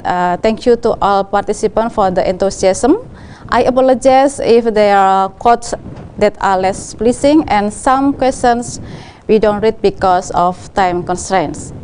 Representing from the committee, my permission to deliver certificate to the honorable speaker virtually. First certificate awarded to Dr. Thuyen. Dr. Thuyen, thank you for your speech today. Very clear and interesting presentation. And second certificate awarded to Dr. Rosan. Thank you, Professor. Thank you, Dr. Rosan. Thank you. Okay. And third certificate awarded to Professor Peter Chang. Thank you, Professor. So much. Yes, thank you so much. Okay. For all of you, enjoy vacation in Grand Canyon. Bringing many foods doesn't matter. See you again, the audience. Hopefully, you healthy and happy ever after. We return to Heri Pamungkas. Thank you.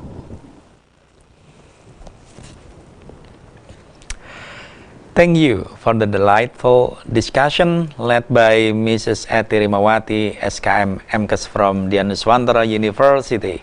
Ladies and gentlemen, this next session will be guided by Mrs. Nurjana, SKM MKes from the Nuswantara University also. But before we start, let me read a brief biography of the moderator. Nurjana, SKM MKes. She is a lecturer in Health Promotion, Department of Public Health, Faculty of Health Sciences, Universitas Nuswantara. She is also the coordinator of Research Community Service and Innovation, Faculty of Health Sciences, Universitas Nuswantara. Her research and publication focus on health literacy, tobacco control, and media literacy, particularly on children. For the moderator, the floor is yours.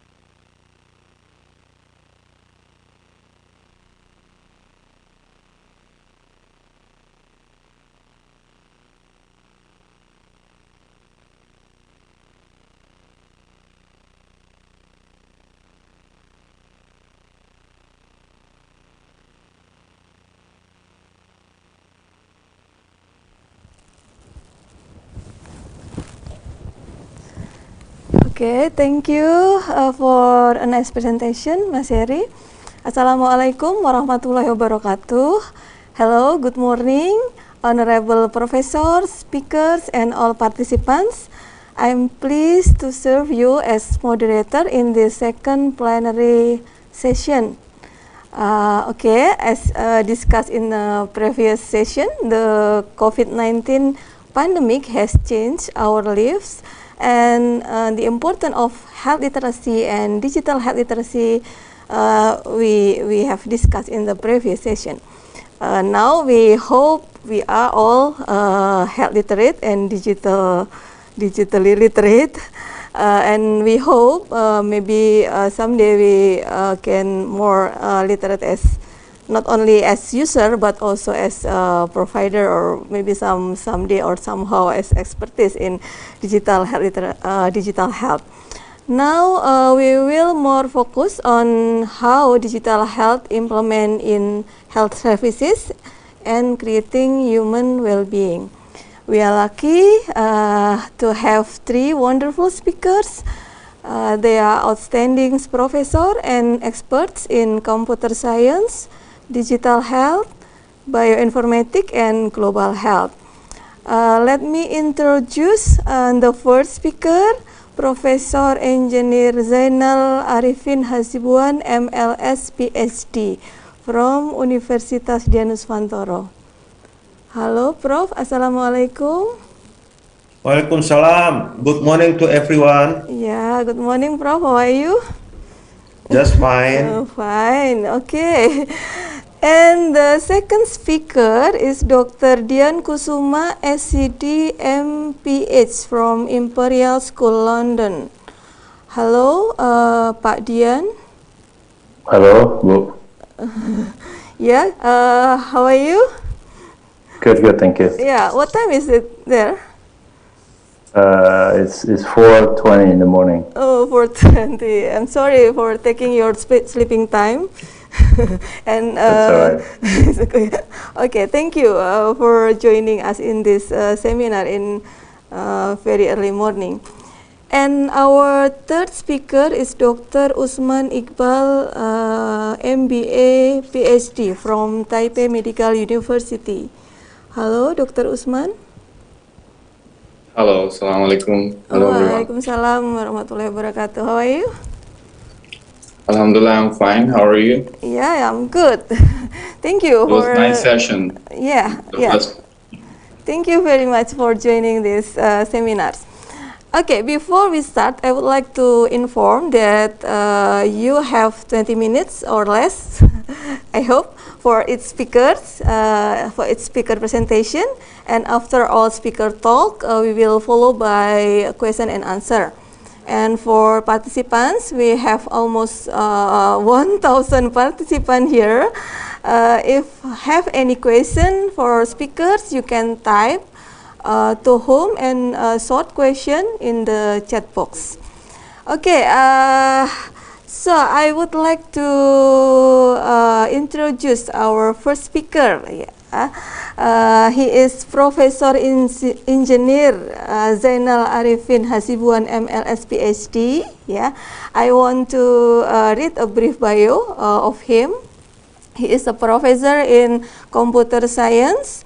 He received bachelor degree in statistics from Institut Pertanian Bogor, master degree and PhD in information science, Indiana University, USA. And his research interests and lecture include in data mining, information retrieval, matrix and vector, logic and informatics, data science, artificial intelligence, and machine learning. Now he is the director of COA, Center of Excellence, Universitas Dianuswantoro, and he is a professional distinction and membership chairman of the Indonesia Digital Library Forum, head of HRD Computer and Informatics Professional Association from 29 until now, and also a chairman of Association of Higher Education Informatics and Computers, or APTICOM, from 2014 until now. And so proudly, he awarded as an instructor micro-credential program by NVIDIA and coach from 1,400 Indonesian lecturer by NVIDIA. So welcome, Professor Zainal Hasibuan, PhD. The microphone is yours.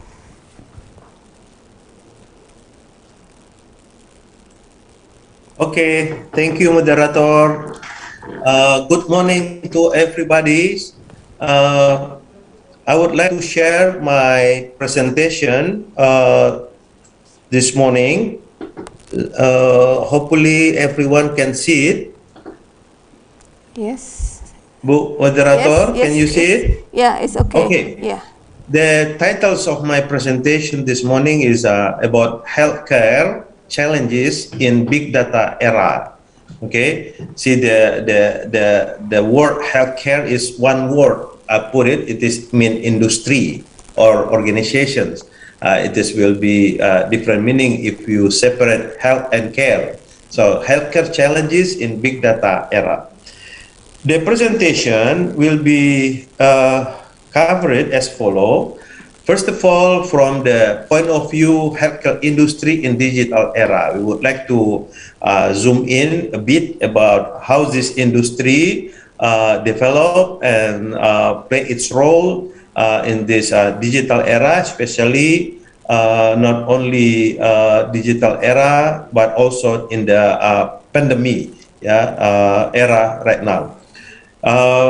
Next, we would like to see later on healthcare problems and opportunity. What are the problems that healthcare industry facing, and how the big data and data science play or takes place, or the roles in the healthcare, and how this big data can be used to prevent as a preventive as well as a curative in healthcare.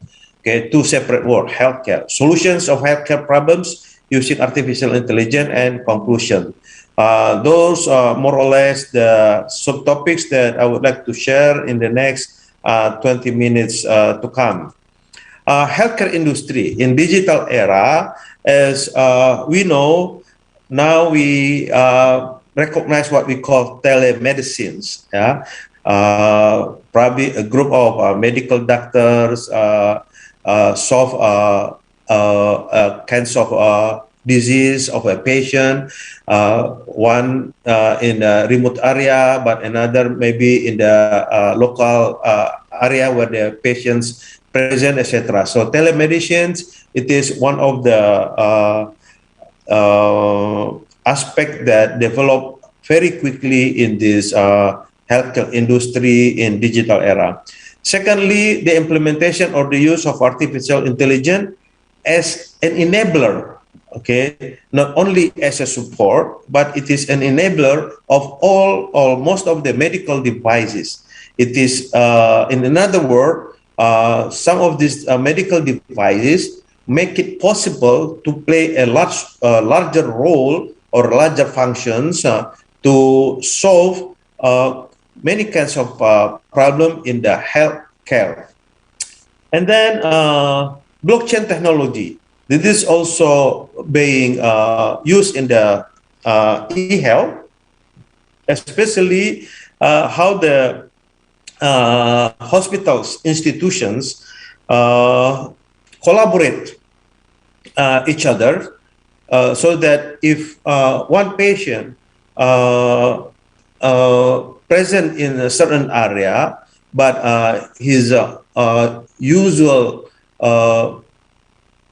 hospital is in another city, for example, and these blockchains play its role, how to share medical record, how to share all kinds of information about medicines, etc., that involve the ecosystems of healthcare, not only hospitals, but also medical doctor per se, and also pharmacies, yeah, and also like insurance, health insurance, etc. So blockchains play a main role in that issue. And also big data. As we all know, a lot of data mounted. Patient go to the hospital, patient go for the medical checkup, patient living in certain area, etc. It is deniable that one aspect influence another aspect. One factors relate to another factors. Previously, that kind of thing almost impossible to collect and to compute. But with the advance of technology, especially infinite volumes of memory, speed of computing power, and large bandwidth, etc., big data become more immersed in healthcare industry. And Big data used to as an input to machine learning and deep learning to provide diagnosis, decision making, prescriptions, even prediction, etc. So those are the industry in healthcare in digital era that developed vastly than before. And next, as we all see that healthcare problems and opportunity in Indonesia, it's become bigger and bigger. As we can see, three top kinds of disease that mostly occur in Indonesia, as we can see now, is cancers, heart attacks, and injury, and those other things also, as we can see in these diagrams, tells us that many problems in the health, yeah, will be growing in the futures unless we establish a system to prevent it, yeah, and to provide a very fast curative action. Now, and as we can see here also, problem before pandemic and after our pandemic era, maybe after pandemic, is not become reduced the number, instead it's increased. Yeah, it is increased. And then as we can see also, another problem, how we can distribute this health worker, medical doctors, nurse, and etc. Among the vast geographic area like Indonesia that consists of thousands of islands. That's a big challenge, and as well as at the same token, it is an opportunity to optimize how we can provide these healthcare services. And as the knowledge and science develop, as I mentioned before, not only data or a sample data being used to compute, to calculate, to predict, to make decision, now almost all aspect in our life considered as a data. So I said it's everything is data. Before it is almost possible to calculate or to compute, but now with the data science that consists of the data itself is structures, either structures, semi-structures, or unstructured, all together can be computed with a certain technique and method, so that we can get a larger idea or insights that what are the things going on in the healthcare services. And then this is the diagram that I made, as we can see here, big data plus data science become an input to the artificial intelligence.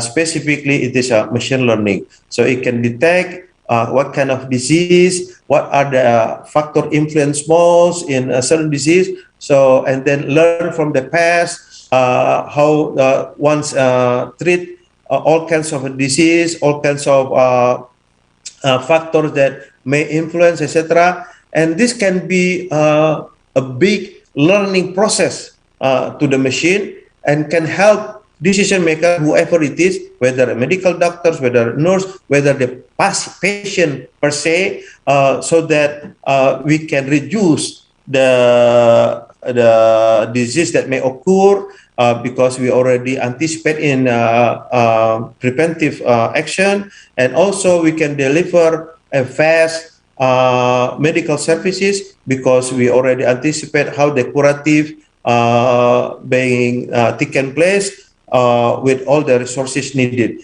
Everything it is potentially provided by the system based on big data, data science, and artificial intelligence. In this case, let us see preventive healthcare and curative healthcare. As we can look at in our daily life, actually involve a lot of elements, whether our family, whether our friends in education, our friends in working, where we go, what kind of pets we have at home, etc., etc. Those are the things in our environment, more or less it is influence. What we eat, for example, influence about our health. So if all this aspect can be digitalized, recorded, and then compute, and we will have patterns, and then we can conform it with all kinds of disease that already occur. We can have a patterns. What are the factors? What are the aspects? What are the elements that may be fixed or maybe amended, so that we can have something more calculated in advance, so that kinds of certain disease occur.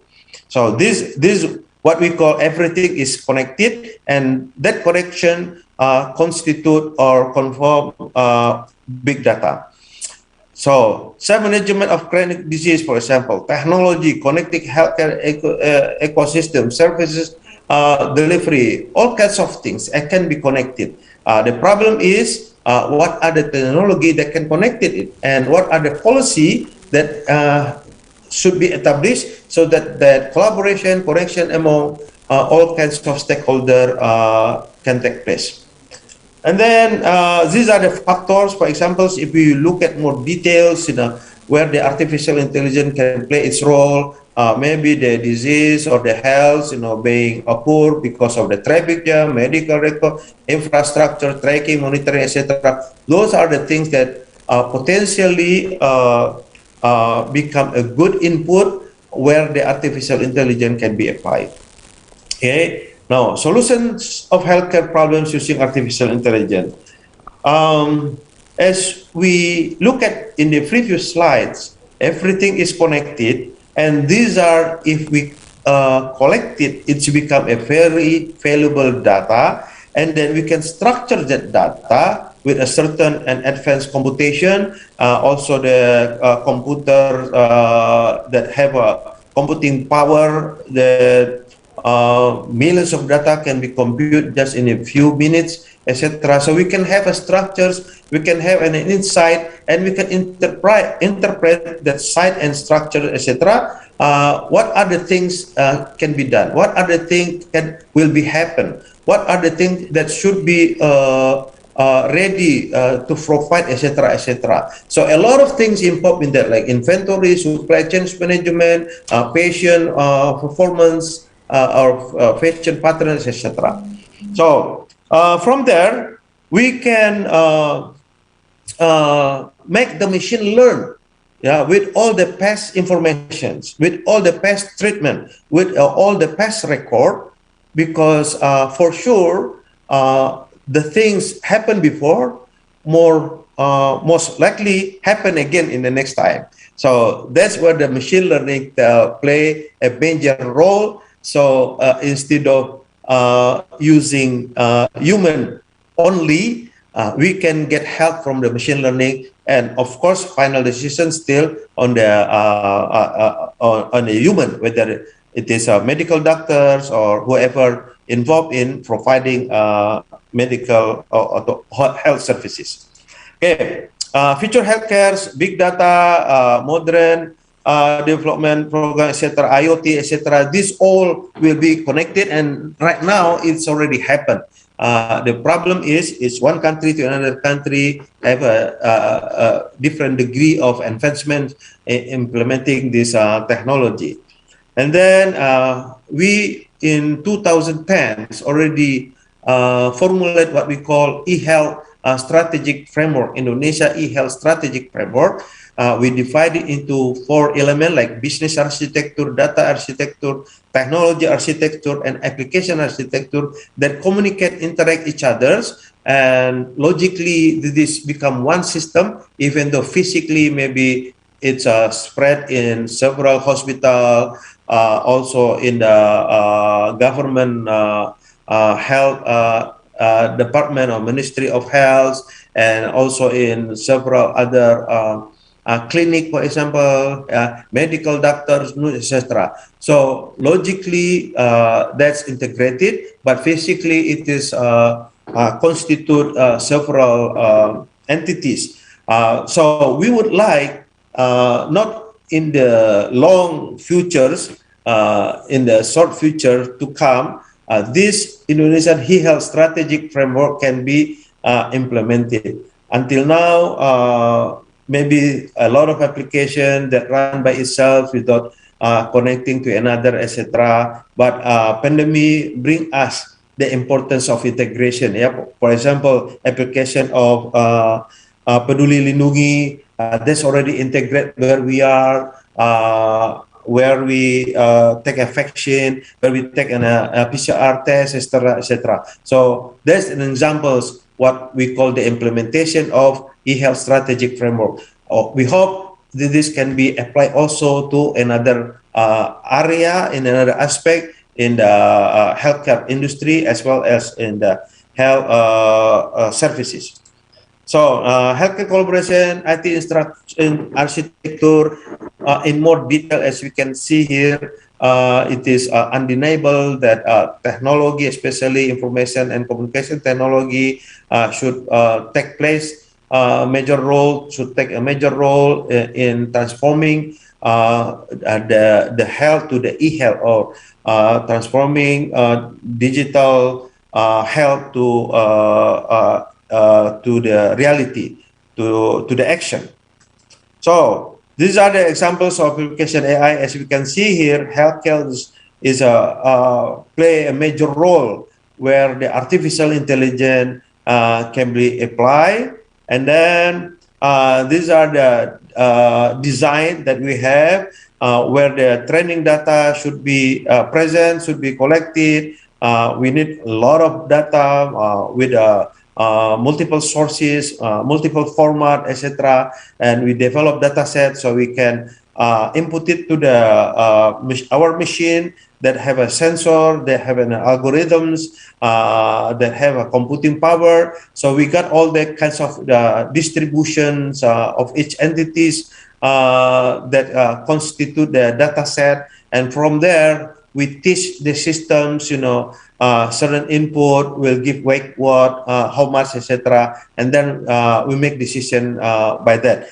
We can see it more clearer here. For example, we input the X or certain disease, and the system compare it to what the disease that already have before, and then it gives a suggestion, and we make a decision like a prescription or recommendation or suggestion, etc.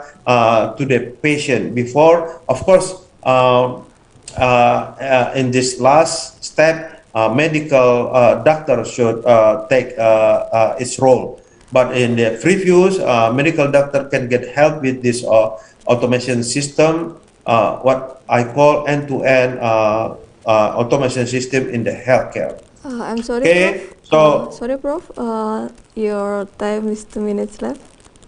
Okay, so this is my last two slides. So that, as you can see here, AI-based solution to the healthcare, we have a lot of opportunity to implement it, to use it. The problem is, from where we're gonna start. So a good start is from research center or research collaboration among us.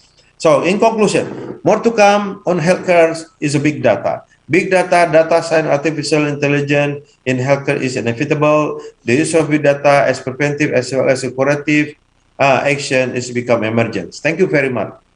Thank you, Professor Zainal Hasibuan, for a very fascinating presentation in digital health, and it opens our perspective about health care challenge in big data era. Thank you, Prof. We learned about how big data and data science play a role in healthcare industry. We have to call it industry, right?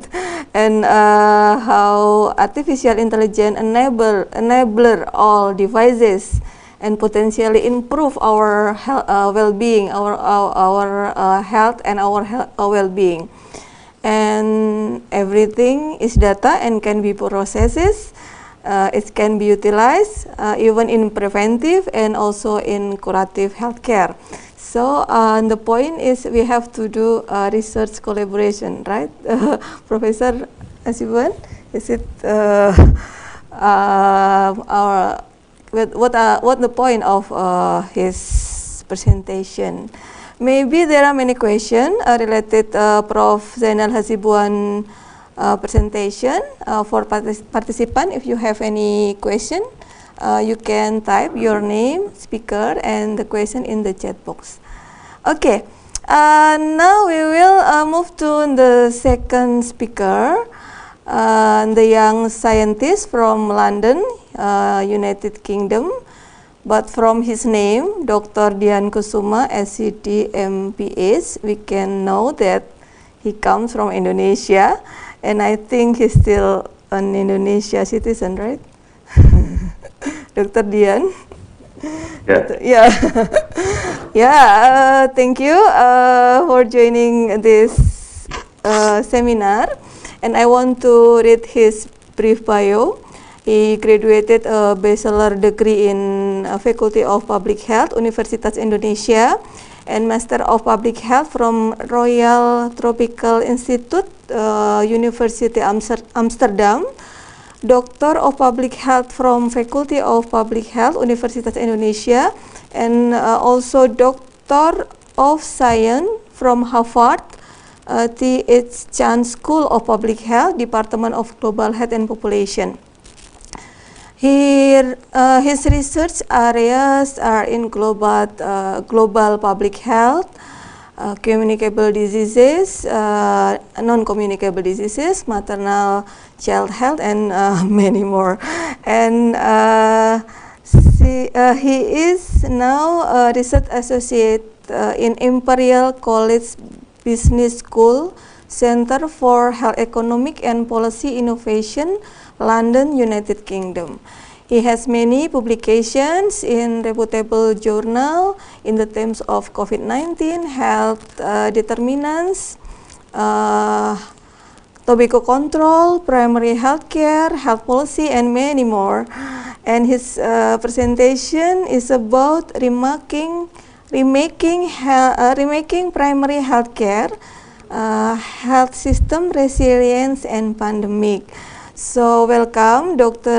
Dian Kusuma, MPS SCD. The microphone is yours.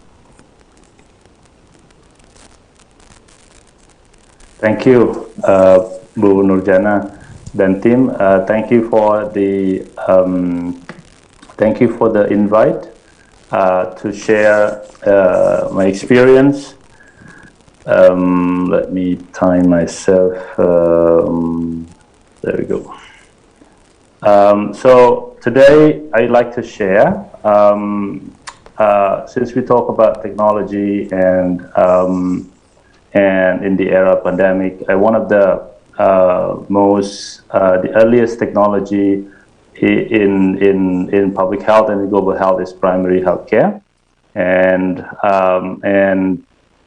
there is this idea of how countries with stronger primary healthcare system, like in the UK or in some of the countries in Europe, they tend to, in terms of COVID response, they tend to be better because all the aspect that primary healthcare can help in terms of the testing and detection, surveillance, or even vaccination. So today, what I like to share is, a reimagining or remaking primary health care in order, towards improving health system resilience and future pandemics, the current pandemic and future pandemics. I like to talk about three things. One is, just give a quick overview on primary health care, and also the second thing is on how primary health care has been helping or supporting COVID-19 response in Indonesia and also in other countries, and also what are the things that experts and policymakers now are thinking about how to remake primary health care towards resilience, including digital health and e-health. Yeah? Now, the primary health care, it's one of the most basic concept in medicine, in health, in public health. Part of the reason is because scaling up primary health care across low and middle income countries like Indonesia could save 60 million lives, and could increase the average life expectancy by almost 4 years by 2030. That's based on one estimate from the World Health Organization. So it is really, really crucial to, people are talking about universal health coverage now, and primary health care. Remaking primary health care is one of the things that is vital, towards that goal. And people are working people are discussing about how to improve COVID response in Indonesia and also in other countries, especially in low and middle income countries. And one of the things that people are suggesting is strengthening primary health care, including to include digital health. Now, primary health care is about at least these three aspects. It's about, first of all, in the middle is about health and well-being. So and health is not just about physical health; it's also about mental health. And in addition to that, it's also about well-being. So being happy and things like that. So it's also part of the primary health care here, at least based on the definition that WHO proposed. Now that's in the middle. Now around it, so primary health care is a primary care and essential public health functions. So we're talking about prevention, we're talking about treatment, we're talking about rehabilitation, so all of that. And then the other element is on the top left here is the multi-sectoral policy and action. So if you imagine Puskesmas or health center, you imagine they are collaborating with the other non-health sector at the local level. So that's part of the multi-sectoral policy and action. And then on the top right is also about empowering the community. So working together with the community, imagine a Puskesmas is under Kelurahan or Kecamatan, sub-district. So, primary care is also about working together with the community. So this is what primary health care is about. And now moving on to what primary health care has been helping with the pandemic. Early on, around May 2020, the president's already recommend to and direct, give direction to strengthen Puskesmas, which is a primary health care in Indonesia, and this is in the COVID response. So this is a very good first step in having a support from the highest authority in the country to help strengthen primary health care, in order to help with the COVID response. And then soon after that, a Minister of Health provided the technical guidance on how Puskesmas can help with the surveillance, with the prevention of COVID, with detection of disease, and also with response. And later on, when vaccination became available, it's also helping out with vaccination. And then with the new health minister, is the strengthening of Puskesmas has more and more become more and more crucial, and also the emphasis is similar with that is testing, tracing, and isolation, and it's also helping out with prevention, detection, and surveillance and vaccinations. And even when vaccines become available, Puskesmas is one of the facilities that is to deliver vaccination to the general public. So all of this is important. Now, however, this is a field assessment was conducted by the WHO. It was in 15 provinces, and looking at how ready Puskesmas and also the networks at the local level, how ready they are in helping out with the COVID response.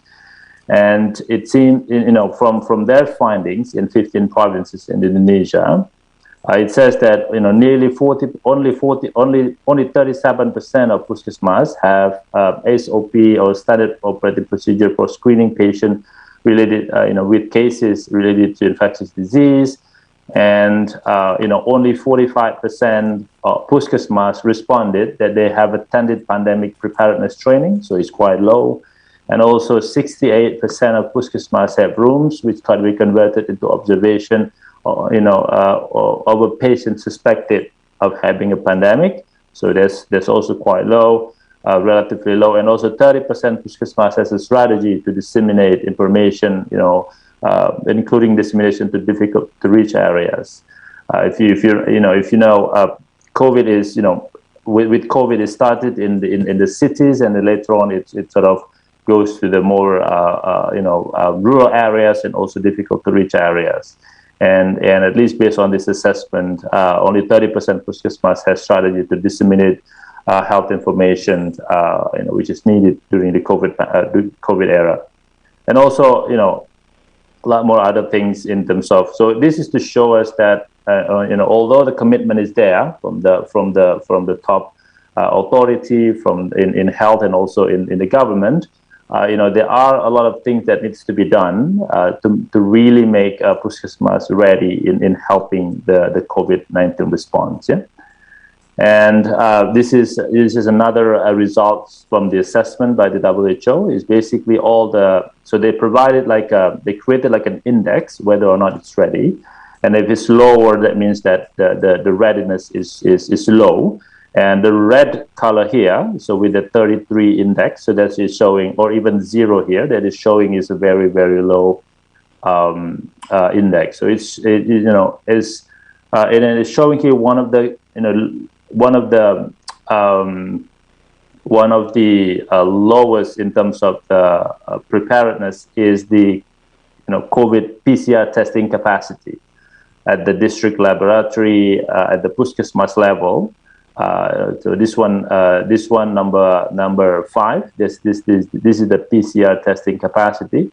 In Central Java, in South Sulawesi, almost in all areas, almost all of the 15 provinces, they either don't have anything at the district level to test, or they have a very, very, very, very low preparedness. Yeah. So there's one of the key findings here. And also, even at the puskesmas level, the primary healthcare setting, when we talk about risk communication, some of them is also very, very low. This is to show that again, there are things especially for COVID, testing capacity is one of the things that needs to be prepared, and then in preparing for the future pandemics is one of the things that the countries need to get ready at the local level, at the district level, and also at the puskesmas level. Yeah, there is another a survey by CISTI, and this is in August and September, and it's showing that at least 2 of the main findings. One is the contact tracing at the puskesmas level is still low, and then also the limited human resource, and also equipment, and is one of the things that makes the testing capacity at the puskesmas level is low. So it's similar findings in terms of preparedness, compared to the WHO studies. Similarly, there are many things that can be improved at the puskesmas level, at the local level, to help them better help with the pandemic. Yeah, and in effect. As a consequence of that, one of the things that is showing here is that there's so many other services that is sort of put it on hold, or they're not able to do their service. So we see here, dental care is only 33% still working during the pandemic, and also Post-Bindu or Prolanis, that's the NCD clinic, and also even child immunization. So a lot of this is is sort of couldn't run properly during the pandemic, and part of it is because of the restriction of movement, the lockdown or PSBB in Indonesia, and part of it is also a lot of resources of in the Puskesmas was just diverted to help out with COVID response in testing and vaccination and all that. So one of the things that is the policy implication here is that when to prepare for the future pandemics, one of the things that we need to identify is how to maintain these services, to be able to run even though in the pandemic situation. Maybe having an additional equipment, maybe having an additional staff at the Puskesmas and etc. Now, the other parts of my talk is about remaking or reimagining primary health care, and learning from this document that the World Bank has prepared is walking the talk, reimagining primary health care after COVID-19. So there are this four structural shift that they are sort of proposing. The first one, in order to help the primary health care to better design, to better finance it, and also to better to provide better delivery to the community. Yeah?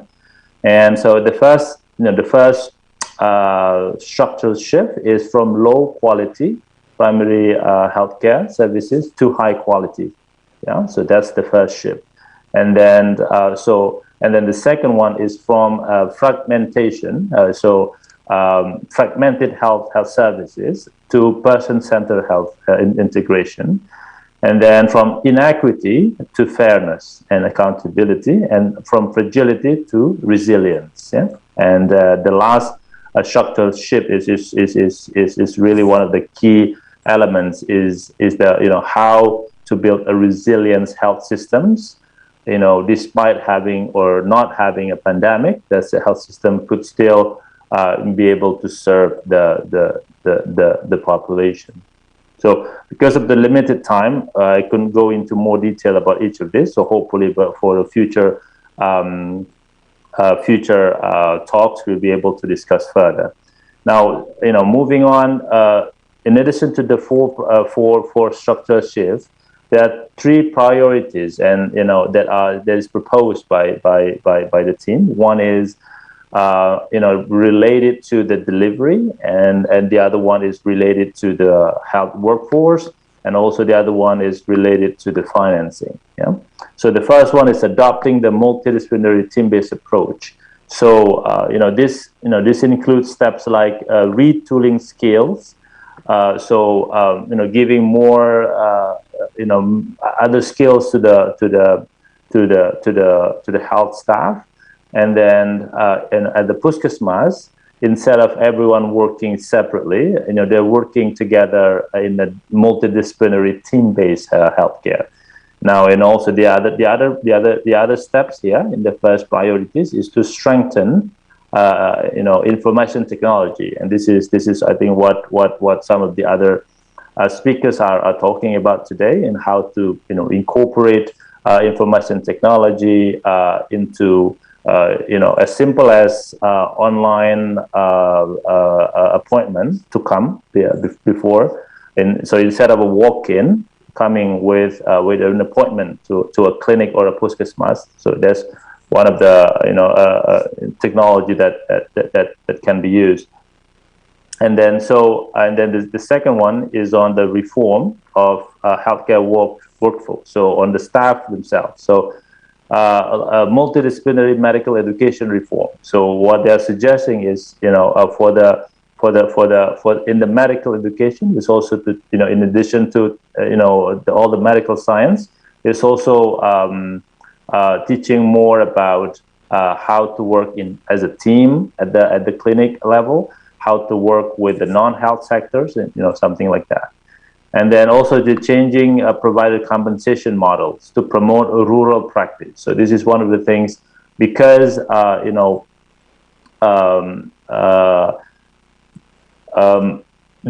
there's a good services. There's a good vaccination in the urban areas, but when we talk about rural areas or the difficult areas that are difficult to reach, the stories sometimes are different. In terms of availability of health workers there, and availability of equipment and everything like that. So one of the things that is proposed is to have a revision to the compensation models to allow more health workers and health staff and more investment of health system in the rural areas, to improve equity. Another area is to improve licensing as well.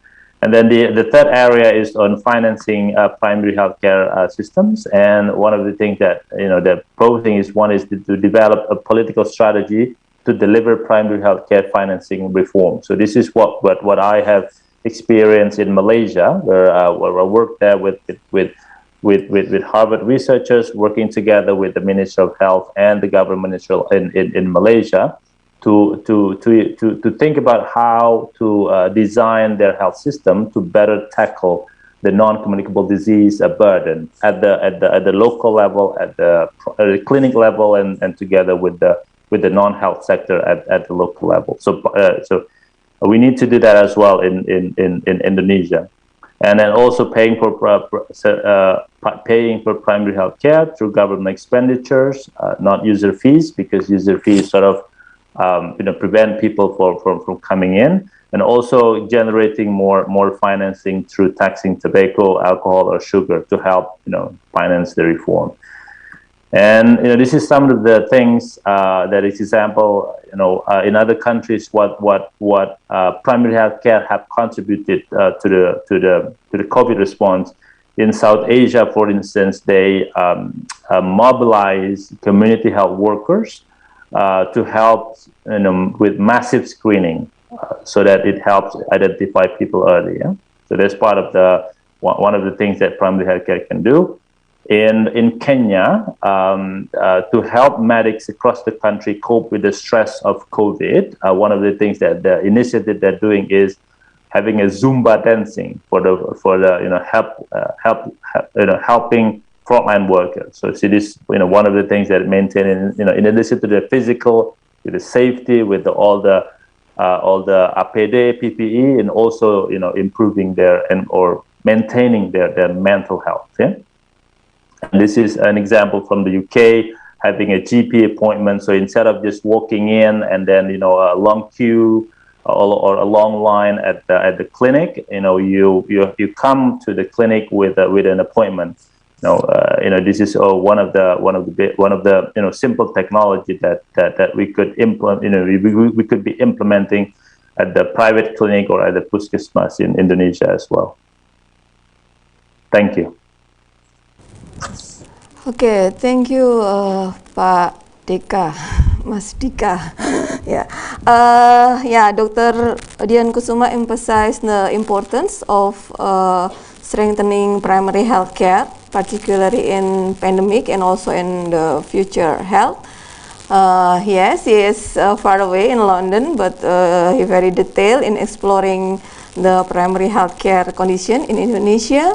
And we know in Indonesia, primary health care is a frontliner in caring people and keeping everyone health and in good well-being.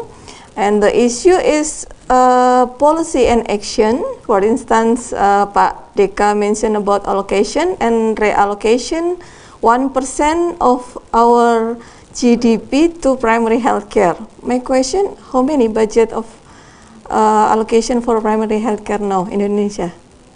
Pak, is it reach 1% of our GDP allocated to primary health care? Probably not, but I need to check again. Okay. Yes. And he also talked about the primary healthcare capacities, and another issue is how to empower community. And we need our primary healthcare in high quality care, integration, accountability, and resilience by adopting multidisciplinary team-based approach, reforming healthcare workforces, and And this is maybe very important, financing for primary healthcare system. Okay, for participant, if you have any question for Dr. Dian Kusuma, you can type the question in chat box, type your name and speakers. Okay, we will move to our third speaker. Is also young and outstanding expert. He is Dr. Usman Iqbal, MBA, PhD. Hello, Dr. Usman. You ready? Hi. Yeah, okay. Dr. Usman Iqbal graduated his doctor in pharmacy in Federal Urdu University of Art, Science and Technology, Faculty of Pharmacy, Karachi, Pakistan, and MBA Healthcare Management from Taipei Medical University. He also graduated a certificate in Health Information Technology from Harvard MIT Division of Health Science and Technology, Cambridge, Massachusetts, and PhD graduate from Institute of Biomedical Informatics, College of Medical Science and Technology, Taipei Medical University. He is working as an assistant professor in master program in Global Health and Development Department and also in PhD program in Global Health and Health Security, College of Public Health, Taipei Medical University. He also the digital health consultant and principal investigator in International Center for Health Information Technology, Taipei Medical University. Doctor, actually I have very long bio. Yeah, I will read briefly.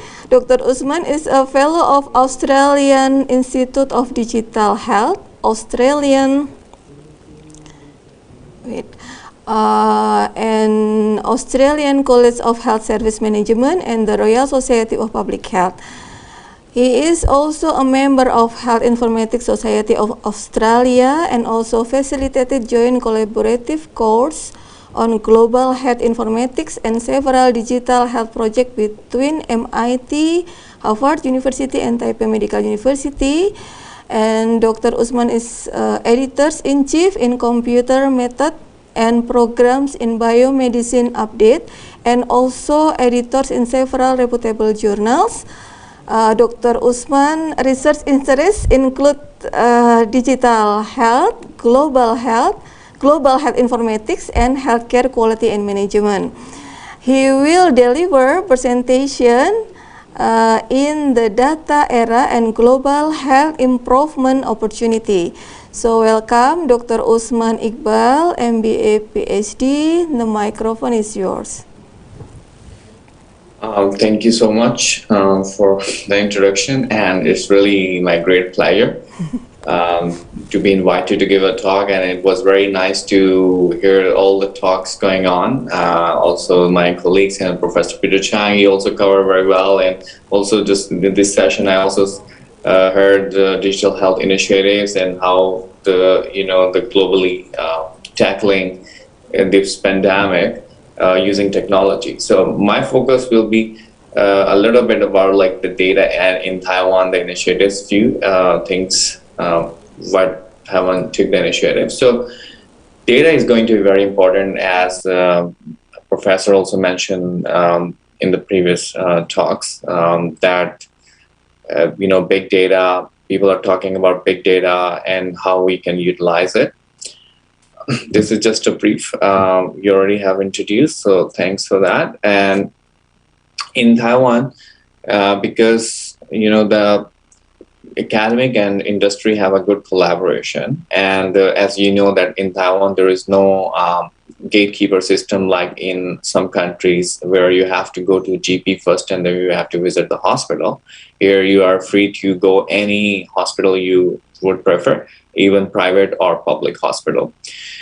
And when the people they're visiting to public or private hospital is one of the another incentive is that they have a national health insurance, National Health Insurance Card can be used in any healthcare facility, no matter it's a primary healthcare clinic or a tertiary care center. They can feel free to go anywhere if they want to visit. Another thing is when they are when they have insurance, everyone who is staying in Taiwan, more than 3 months, they must have to be insured. So you can imagine that whenever anyone who is visiting any hospital, they are going to use an NHI system, and then all the data will be collected automatically in the system. Another interesting thing is that in Taiwan, the outpatient visits are 15 per person per year, which is actually a huge number compared to other countries. And when it comes to data, we also have to keep in mind the data quality. So in Taiwan, the system is that the physicians, they themselves they key in the information inside the system. There are no coders who are helping to key in the information. So you can imagine if the physicians are spending extra time to key in the disease code and also the drugs by themselves in the system, then how much the information you can depend on the accuracy. The quality, of course, definitely is going to be very high because they are the potential in their field and they understand what kind of disease and drugs they are doing, keying in the information or to giving to the patients prescribing. Another thing is because NHI, National Insurance, they randomly check the prescriptions, number of prescriptions, and for their accuracy, and that's how they control another way the quality of the data as well. In case if there is a prescription with only drugs and there is no disease code, then the hospital will get some fine for that. So they have to control the quality for that. Because the hospital, they definitely would like to reimburse whatever the services they have provided. And in Taiwan, there's 23 million population, so you can imagine all 23 million population once they are insured, so they already have electronic record for that, and it's a very standard structure of the data. So this is how the structure looks like. You can see here that there's a single payer system, payment system from NHI, and then you can see that there is claim if anyone is going to the people 23 million population which is insured whenever they're visiting any hospital, any facility, they usually give the co-payment, and then all the data from the facility is going to NHI, and then NHI also reimburse for the hospitals directly. And the data which is collected by National Health Insurance is also provided through the research to the researchers on request as well. And also, I want to introduce My Health Bank. It means the people who own the data, they should have the access to their information too. So this is also another good initiative where people they can able to access their own information through My Health Bank. And the reason it started from from the Pharma Cloud, and the reason was because there were so many duplications of the drugs, and there were so much concerns about people. They are just going and from one hospital to another hospital, and they're taking the same drugs for the same disease, and sometimes the drugs are overlap, and it's a wastage of the drugs. So how you can control, and also it's harmful for the patients as well. So Pharma Cloud, and then the stakeholders took initiative and they make it into expanded to the My Health Bank, so where people even can able to access the other information related to their healthcare services as well. During COVID-19, this is a short letter published for some of the colleagues in US. They mention about like how the Taiwan they tackle the COVID-19 situation using big data analytics and technology as well as proactive testing.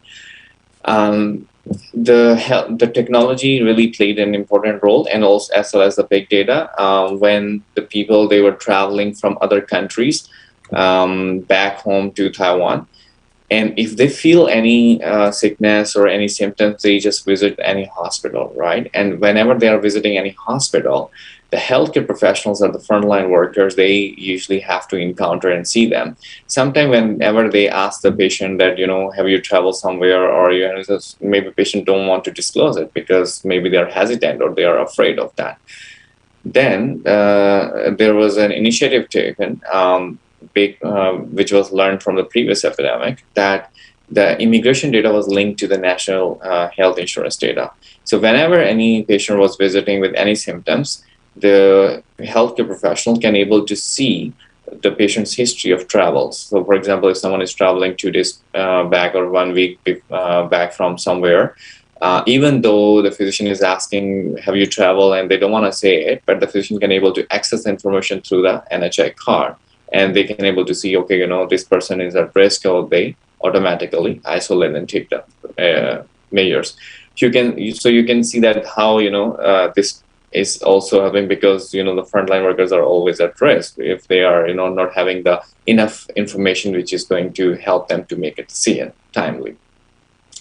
And why this was possible? Of course, because there was a data available for immigration and of course national health insurance. There is a technology like cards, or you can link the databases. And of course, because you take some measures which are for the public health safety or international.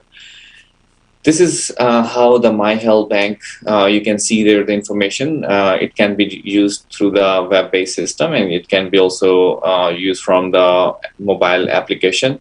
And people, they can able to see their record, their information, their own information from the system.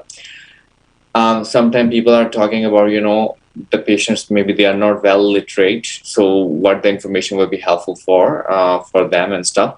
But there are so many initiatives done for like prediction, for suggestion, like, automatically things, and still it's going on that the patients, they can able to see and take some initiatives on that. Means towards more preventive measures. Another thing, during pandemic, we have seen that, the resource management is one of the key factor as well. And when the epidemic started, there were a lot of, chaos. People were not having enough masks, or sometimes, there are some other resources or allocation issues. So Taiwan also took one initiative using mobile, My Health Bank, and they introduced the online mask order, face mask. This initiative helped in several ways. First of all, if people they have to buy the face mask in the pharmacy, they have to maybe in the queue for a long time, right?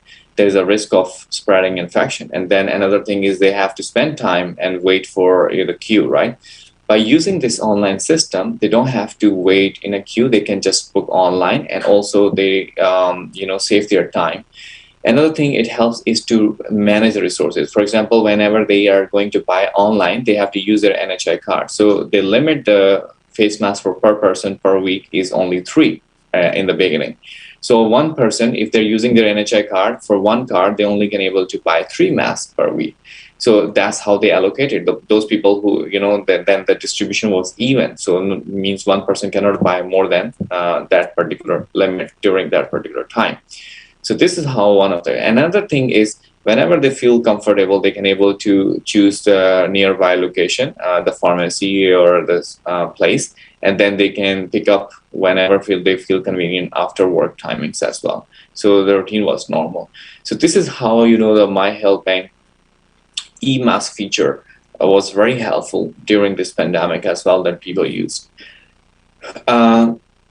It was also interesting to see during, this is a paper published from our colleagues from our lab here, is that normally the flu seasons in January, there's always higher number of cases for the flu, but during this time in 2020, it's people have seen that there's dramatically the change in that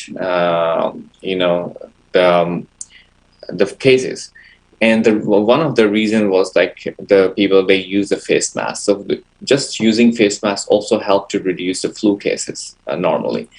And that was interesting, So it means if people just use normal face masks during particular season, so they can able to automatically stay away from the normal flu as well.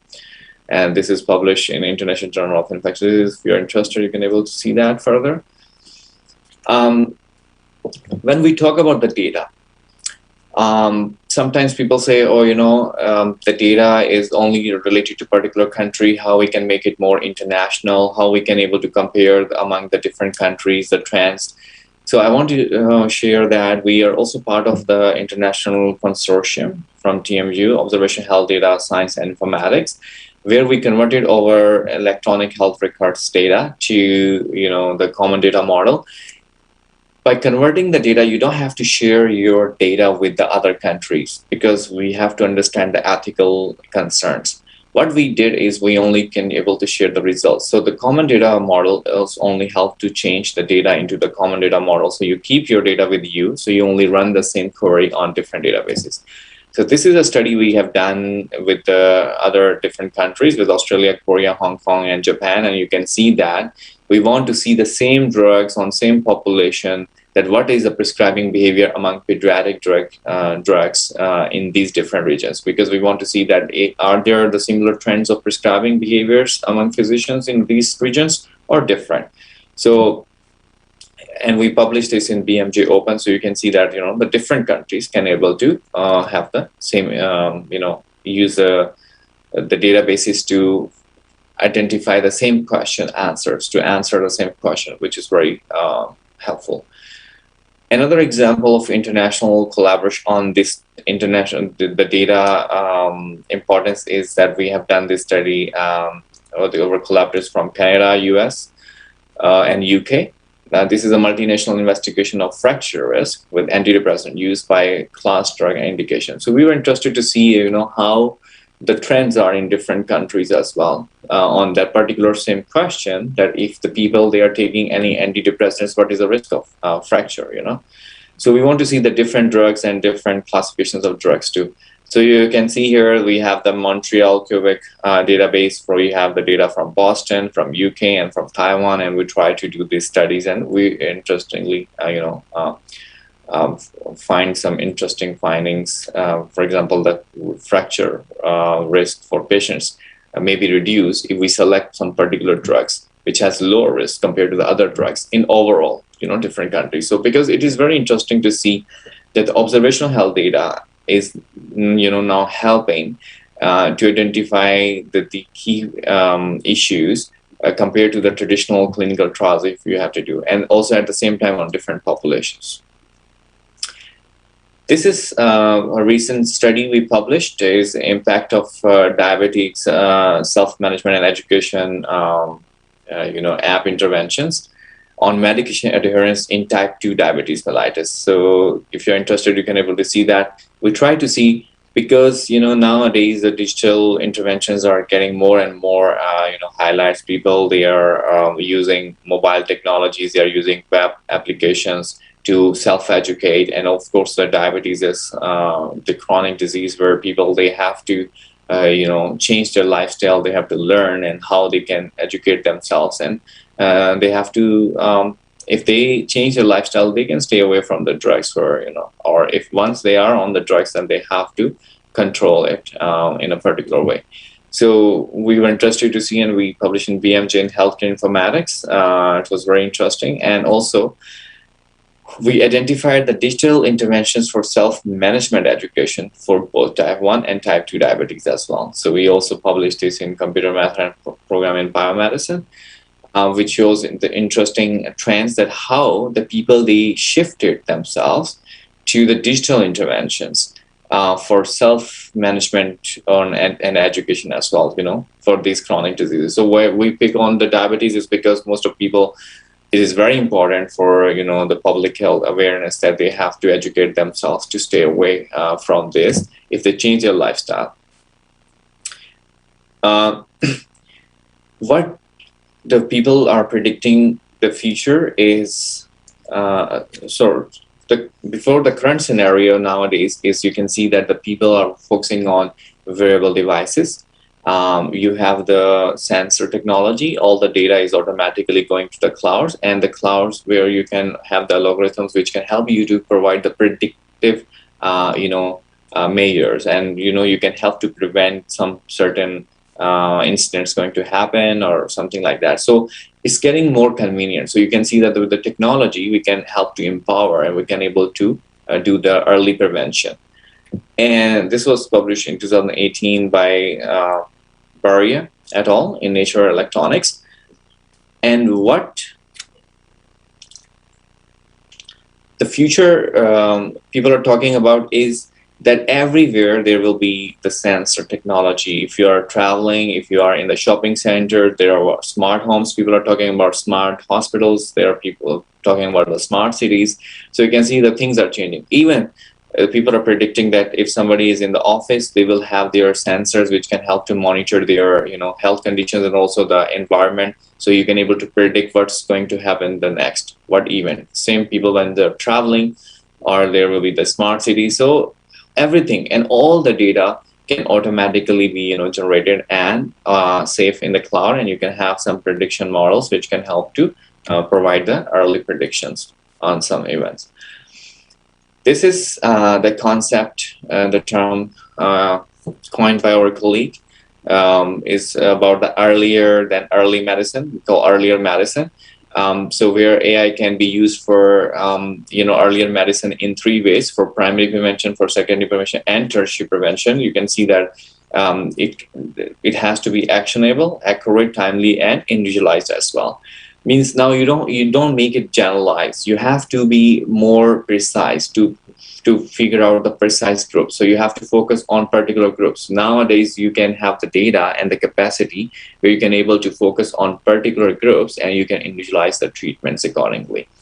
So this was published in Journal of American Internet and Research, and also got a lot of media attention in Taiwan as well. Dr. Usman, I'm sorry, your time is 1 minute left. Yes, so these are I'm just going to closing up. So this is the book chapters. If you're interested at how the Taiwan started health information journey from flash drive, where the people were used to take the USB to the hospital, to the health cloud. And nowadays, My Data, My Decision, where Taiwan use a health improvement journey from big data to open data.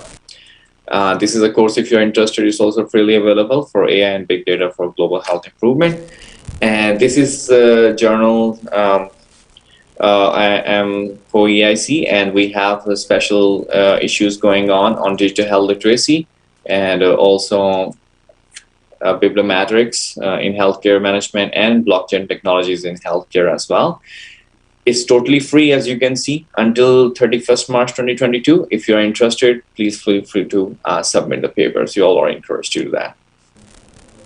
So in conclusion, because of the data, we can able to have the speed and accuracy of diagnostics. We can able to do the early prevention. We can have personalized treatments because we have the all kind of data availability. So we can able to even do the remote monitoring process because of the technology sensors. And there's a huge potential for global health improvement and patient safety as well. Thank you. Yeah. Thank you, Dr. Usman. From you, we can learn about best practice healthcare in Taiwan. You describe health information technology to improve healthcare quality, and also how Taiwan respond to COVID-19. We know Taiwan is among the best country to tackling COVID-19 pandemics, and we can see how Taiwan empowering people by digital technology. And I'm interested how technology can control the resources, such as ensuring everybody getting masks in the pandemic, even a cat. Very interesting. Yeah. And now we on the time for question and answer. So we maybe somebody can show the question for speakers. Yeah, Vera. Okay. Can you show? Oh, yes. Yeah, okay, I got it. Yeah. Okay. Prof. Lina, Lina, thank you for the questions. How to anticipate if data leaking out and get data from location where there is no signal. See, leaking out, it means illegal data. You cannot do that. Yeah. So there's another issue. You go to the issue of legality there. You know. So, but if you want to build a good database or a good big data, one of the things that we have to consider is security. There's also another issue. Of course, you know, everyone in computer science who build data or database, you know, they have to consider this security issue. And also, when the data from where the signal is weak or absence, you know, we can do things like what we call batch mode. We collect it, for example, in our local computer first or in our laptop, and then with a certain and regular time, we go and find a place where the signals is available and good, and then we can upload it to wherever it is uploaded. So again, technically, those are things that can be solved easily. For Chantia, what to prepare, especially for public health in era of big data. Again, first of all, cultures, we have to really appreciate and consider data is an asset. So you have to really value the data. That's from the culture's point of view. But from the technical point of view, start, develop and establish a very good database systems in any public health institutions. And then, of course, gradually this data can be integrated not only within that public health institution, but also among other public health institutions. And in that case, you know, we also need to enforce with a strong policy that clearly define that sharing data is possible. Of course, there are NDA attached to that, like a non-disclosure agreement, etc., because we have to prevent private data being spread out, etc. So those kind of things can be written down in our agreement, in our policies, and in our regulation, etc. So do not worry about that. Things that we worry until now, a lot of public health institutions do not have a very good and strong database system. That's one thing. And also the culture is ourselves. We create the data, but we didn't, most of us, you know, we don't really save it. We don't really record it in a very good systems. And we, of course, when we want to use it later on, you know, we look back, we think we have it, but we don't. Okay, I think that's my answer to these two questions. Thank you. Yeah, thank you, Professor Zainal Hasibuan. And the next question for Dr. Dian Kusuma. You can answer for question from participants. Yeah, thank you. So I think I leave the first question to Prof. Hasibuan or Usman for the smart revolution. For the other questions, with the massive development of telemedicine, yeah, so there's only so much telemedicine can do. There's a lot of other things that the telemedicine cannot do.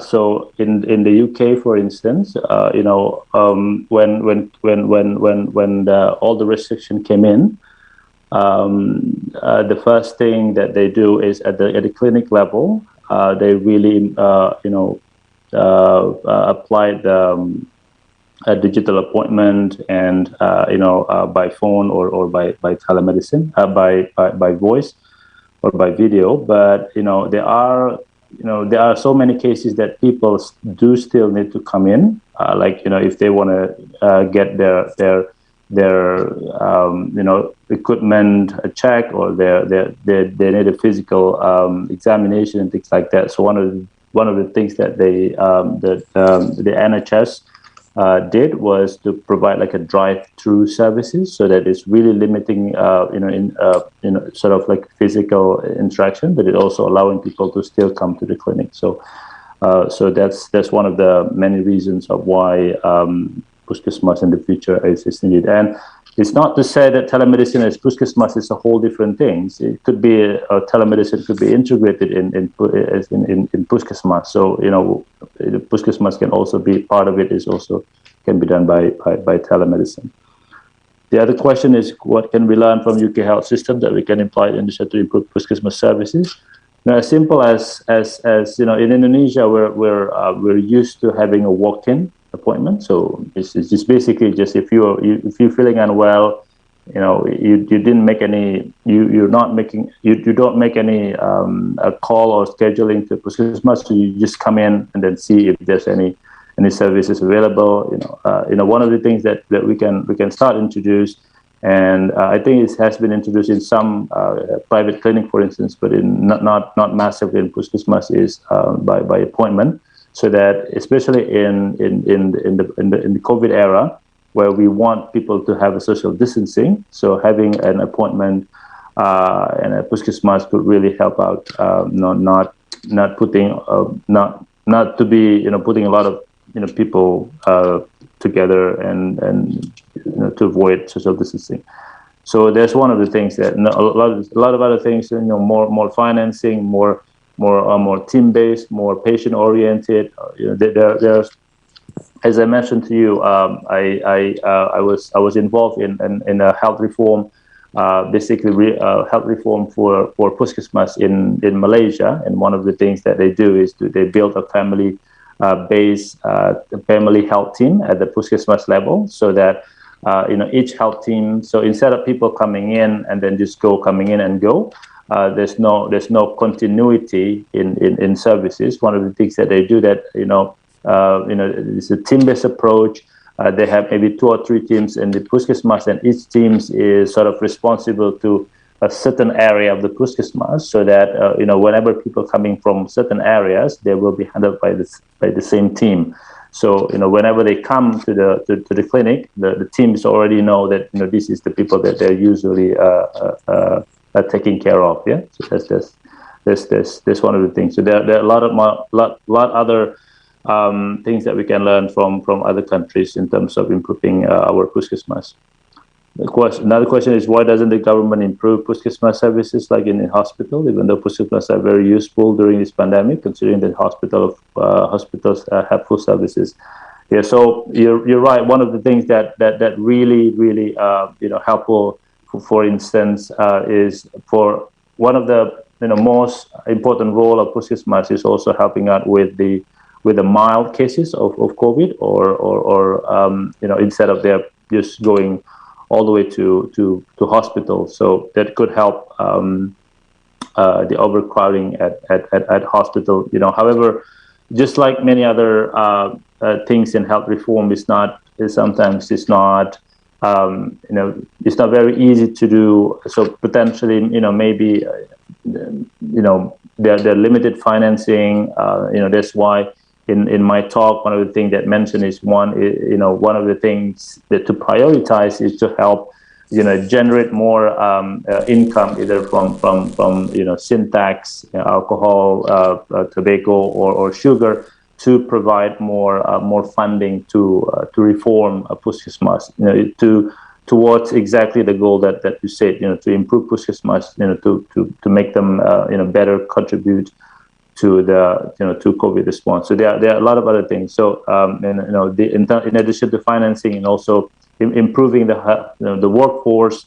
So, imagine we have thousands and thousands of Puskesmas, Pustu in Indonesia, and it's not an easy task to improve all of them all together. But it's a gradual process. But if the last several slides that in my talk was really focusing on how we can improve the delivery, the team, and also the financing of the Puskesmas, in order for us to better prepare in the future pandemics.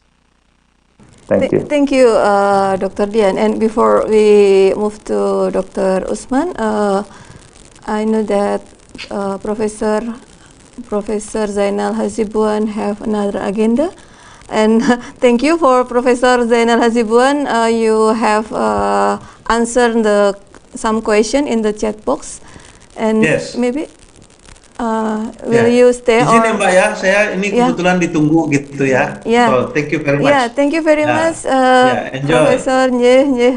Matur suwun. Sami-sami. Assalamualaikum. Salam. Yeah. Okay. Actually, we still have one question from Kartika. How a country like Indonesia ready or not to face the 5.1 industry revolution? Maybe Dr. Usman also can answer that question from previous previous question. Thank you. Yeah. So the level of health literacy in Taiwan, I feel, I assume we're talking about health digital literacy or health literacy. If you're talking about the digital literacy, though, I can say that I've seen people using a lot of technology, and it's really good. Regarding health literacy, I feel it's fine, but I think for that, Dr. Doyen and Professor Peter Chang can add more on that.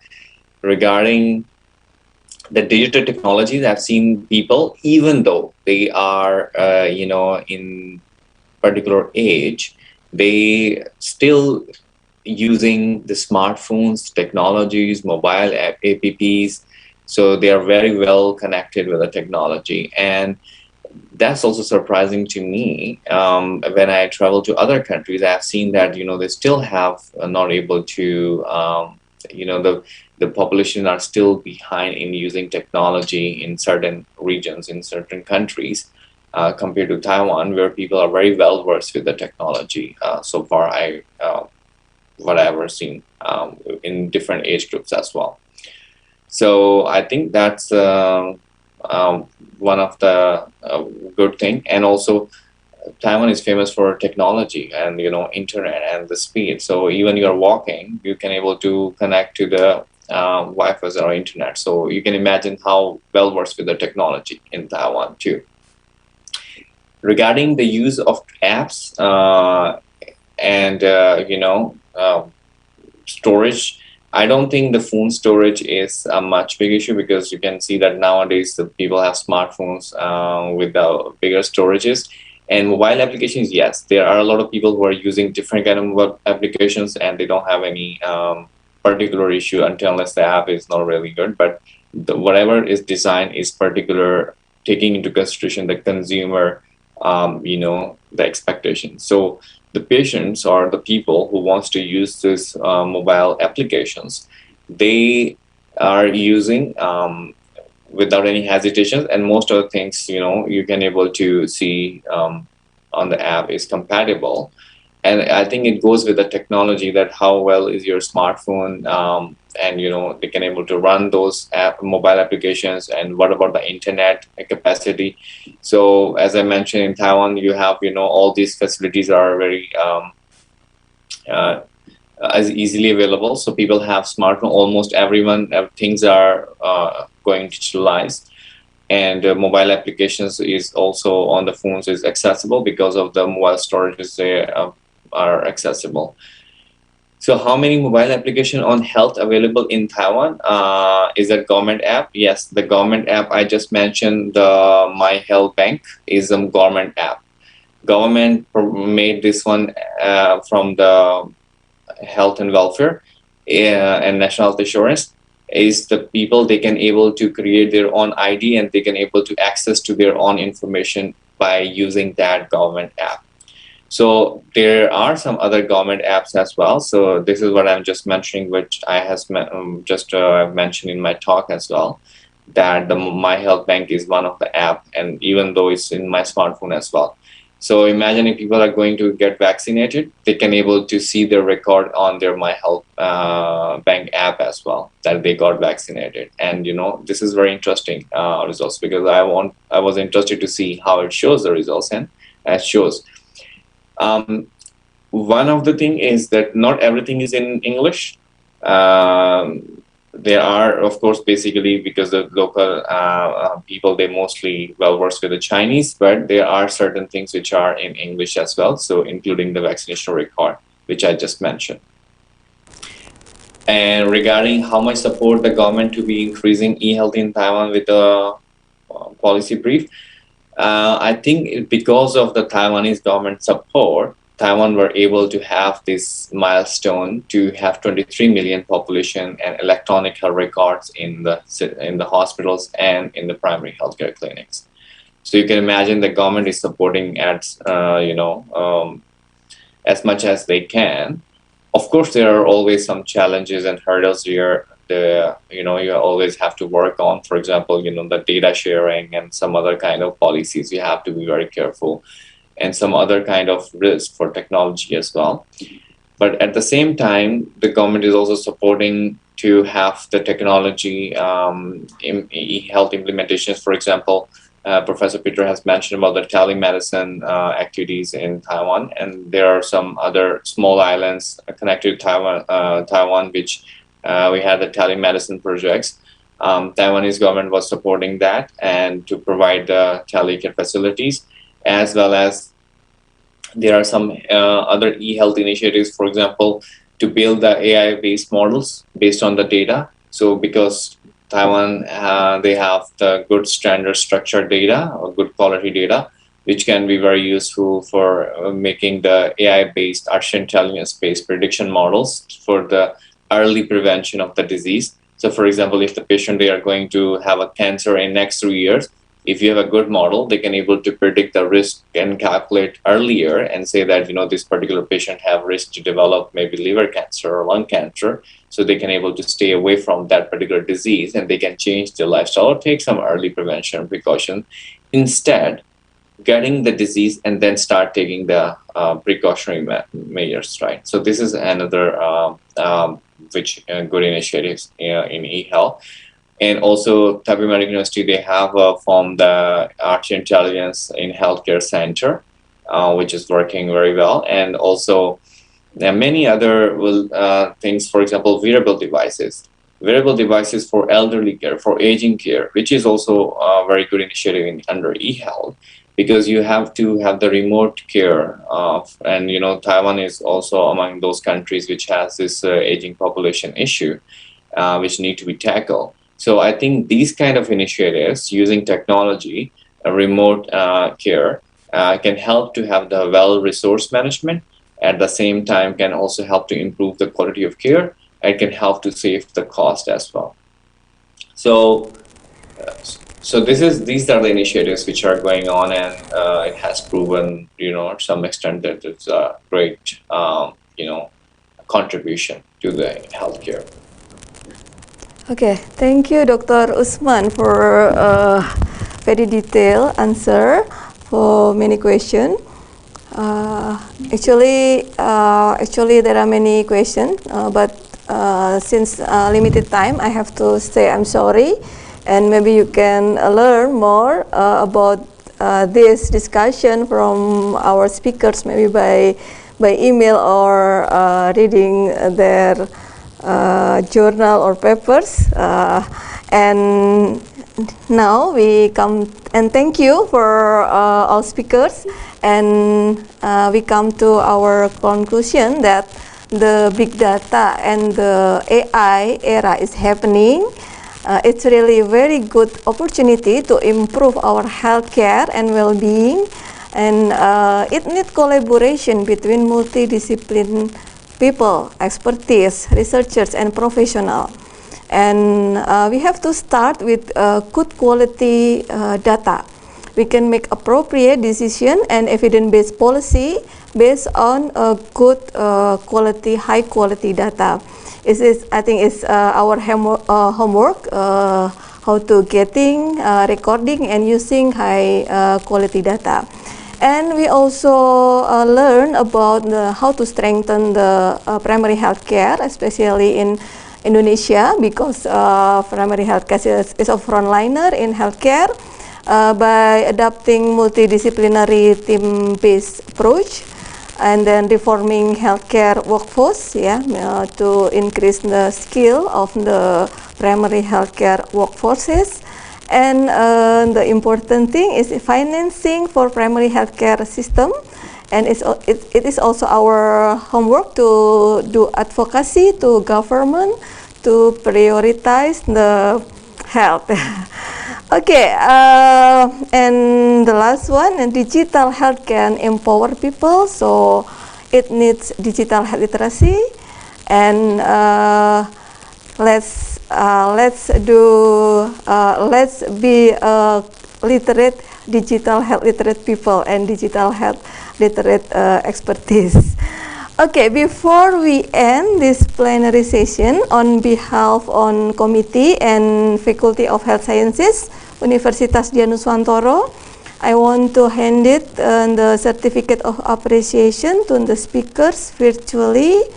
The first one is for Professor Insinyur Zainal Arifin Hasibuan. Okay, and thank you. And the next certificate for Dr. Dian Kusuma SCD MPH from Imperial School London. Thank you, Pak Deka. And then for Dr. Usman Iqbal MBA PhD from Taipei Medical University. Thank you, Dr. Usman, and all speakers for joining this seminar. Thank you for all speakers for sharing your knowledge and experiences with us. We hope would make other collaboration in the near future. And thank you for all participants for attending this seminar. Have a good day. Stay safe and healthy. And wassalamualaikum warahmatullahi wabarakatuh. I return the microphone to Mas Heri, to MC. Thank you. Thank you for a delightful discussion led by Mrs. Nurjana and all of the speakers. Thank you very much. Ladies and gentlemen, before we close this seminar session, we would like to announce some information regarding the parallel session. Now we are going to have Isoma, or Salat Prayer and Lunch Break, and for all others, we would like to inform that the parallel session will be start at 13 until 15 p.m. or 1 until 3 p.m. To the author, please join to the forum that we have been provided you with. Honorable ladies and gentlemen, it has been a great moment and experience to be a part of this international seminar. Our deepest gratitude to Allah Subhanahu wa Ta'ala and also to all the keynote speakers for mind-sparking discussion, to all the guests, moderators, and all authors and participants of International Seminar and Workshop of Public Health Action 2021 Iswopha. We thank you for such a passion in developing our public health work. Thank you for your attention. Wassalamualaikum warahmatullahi wabarakatuh.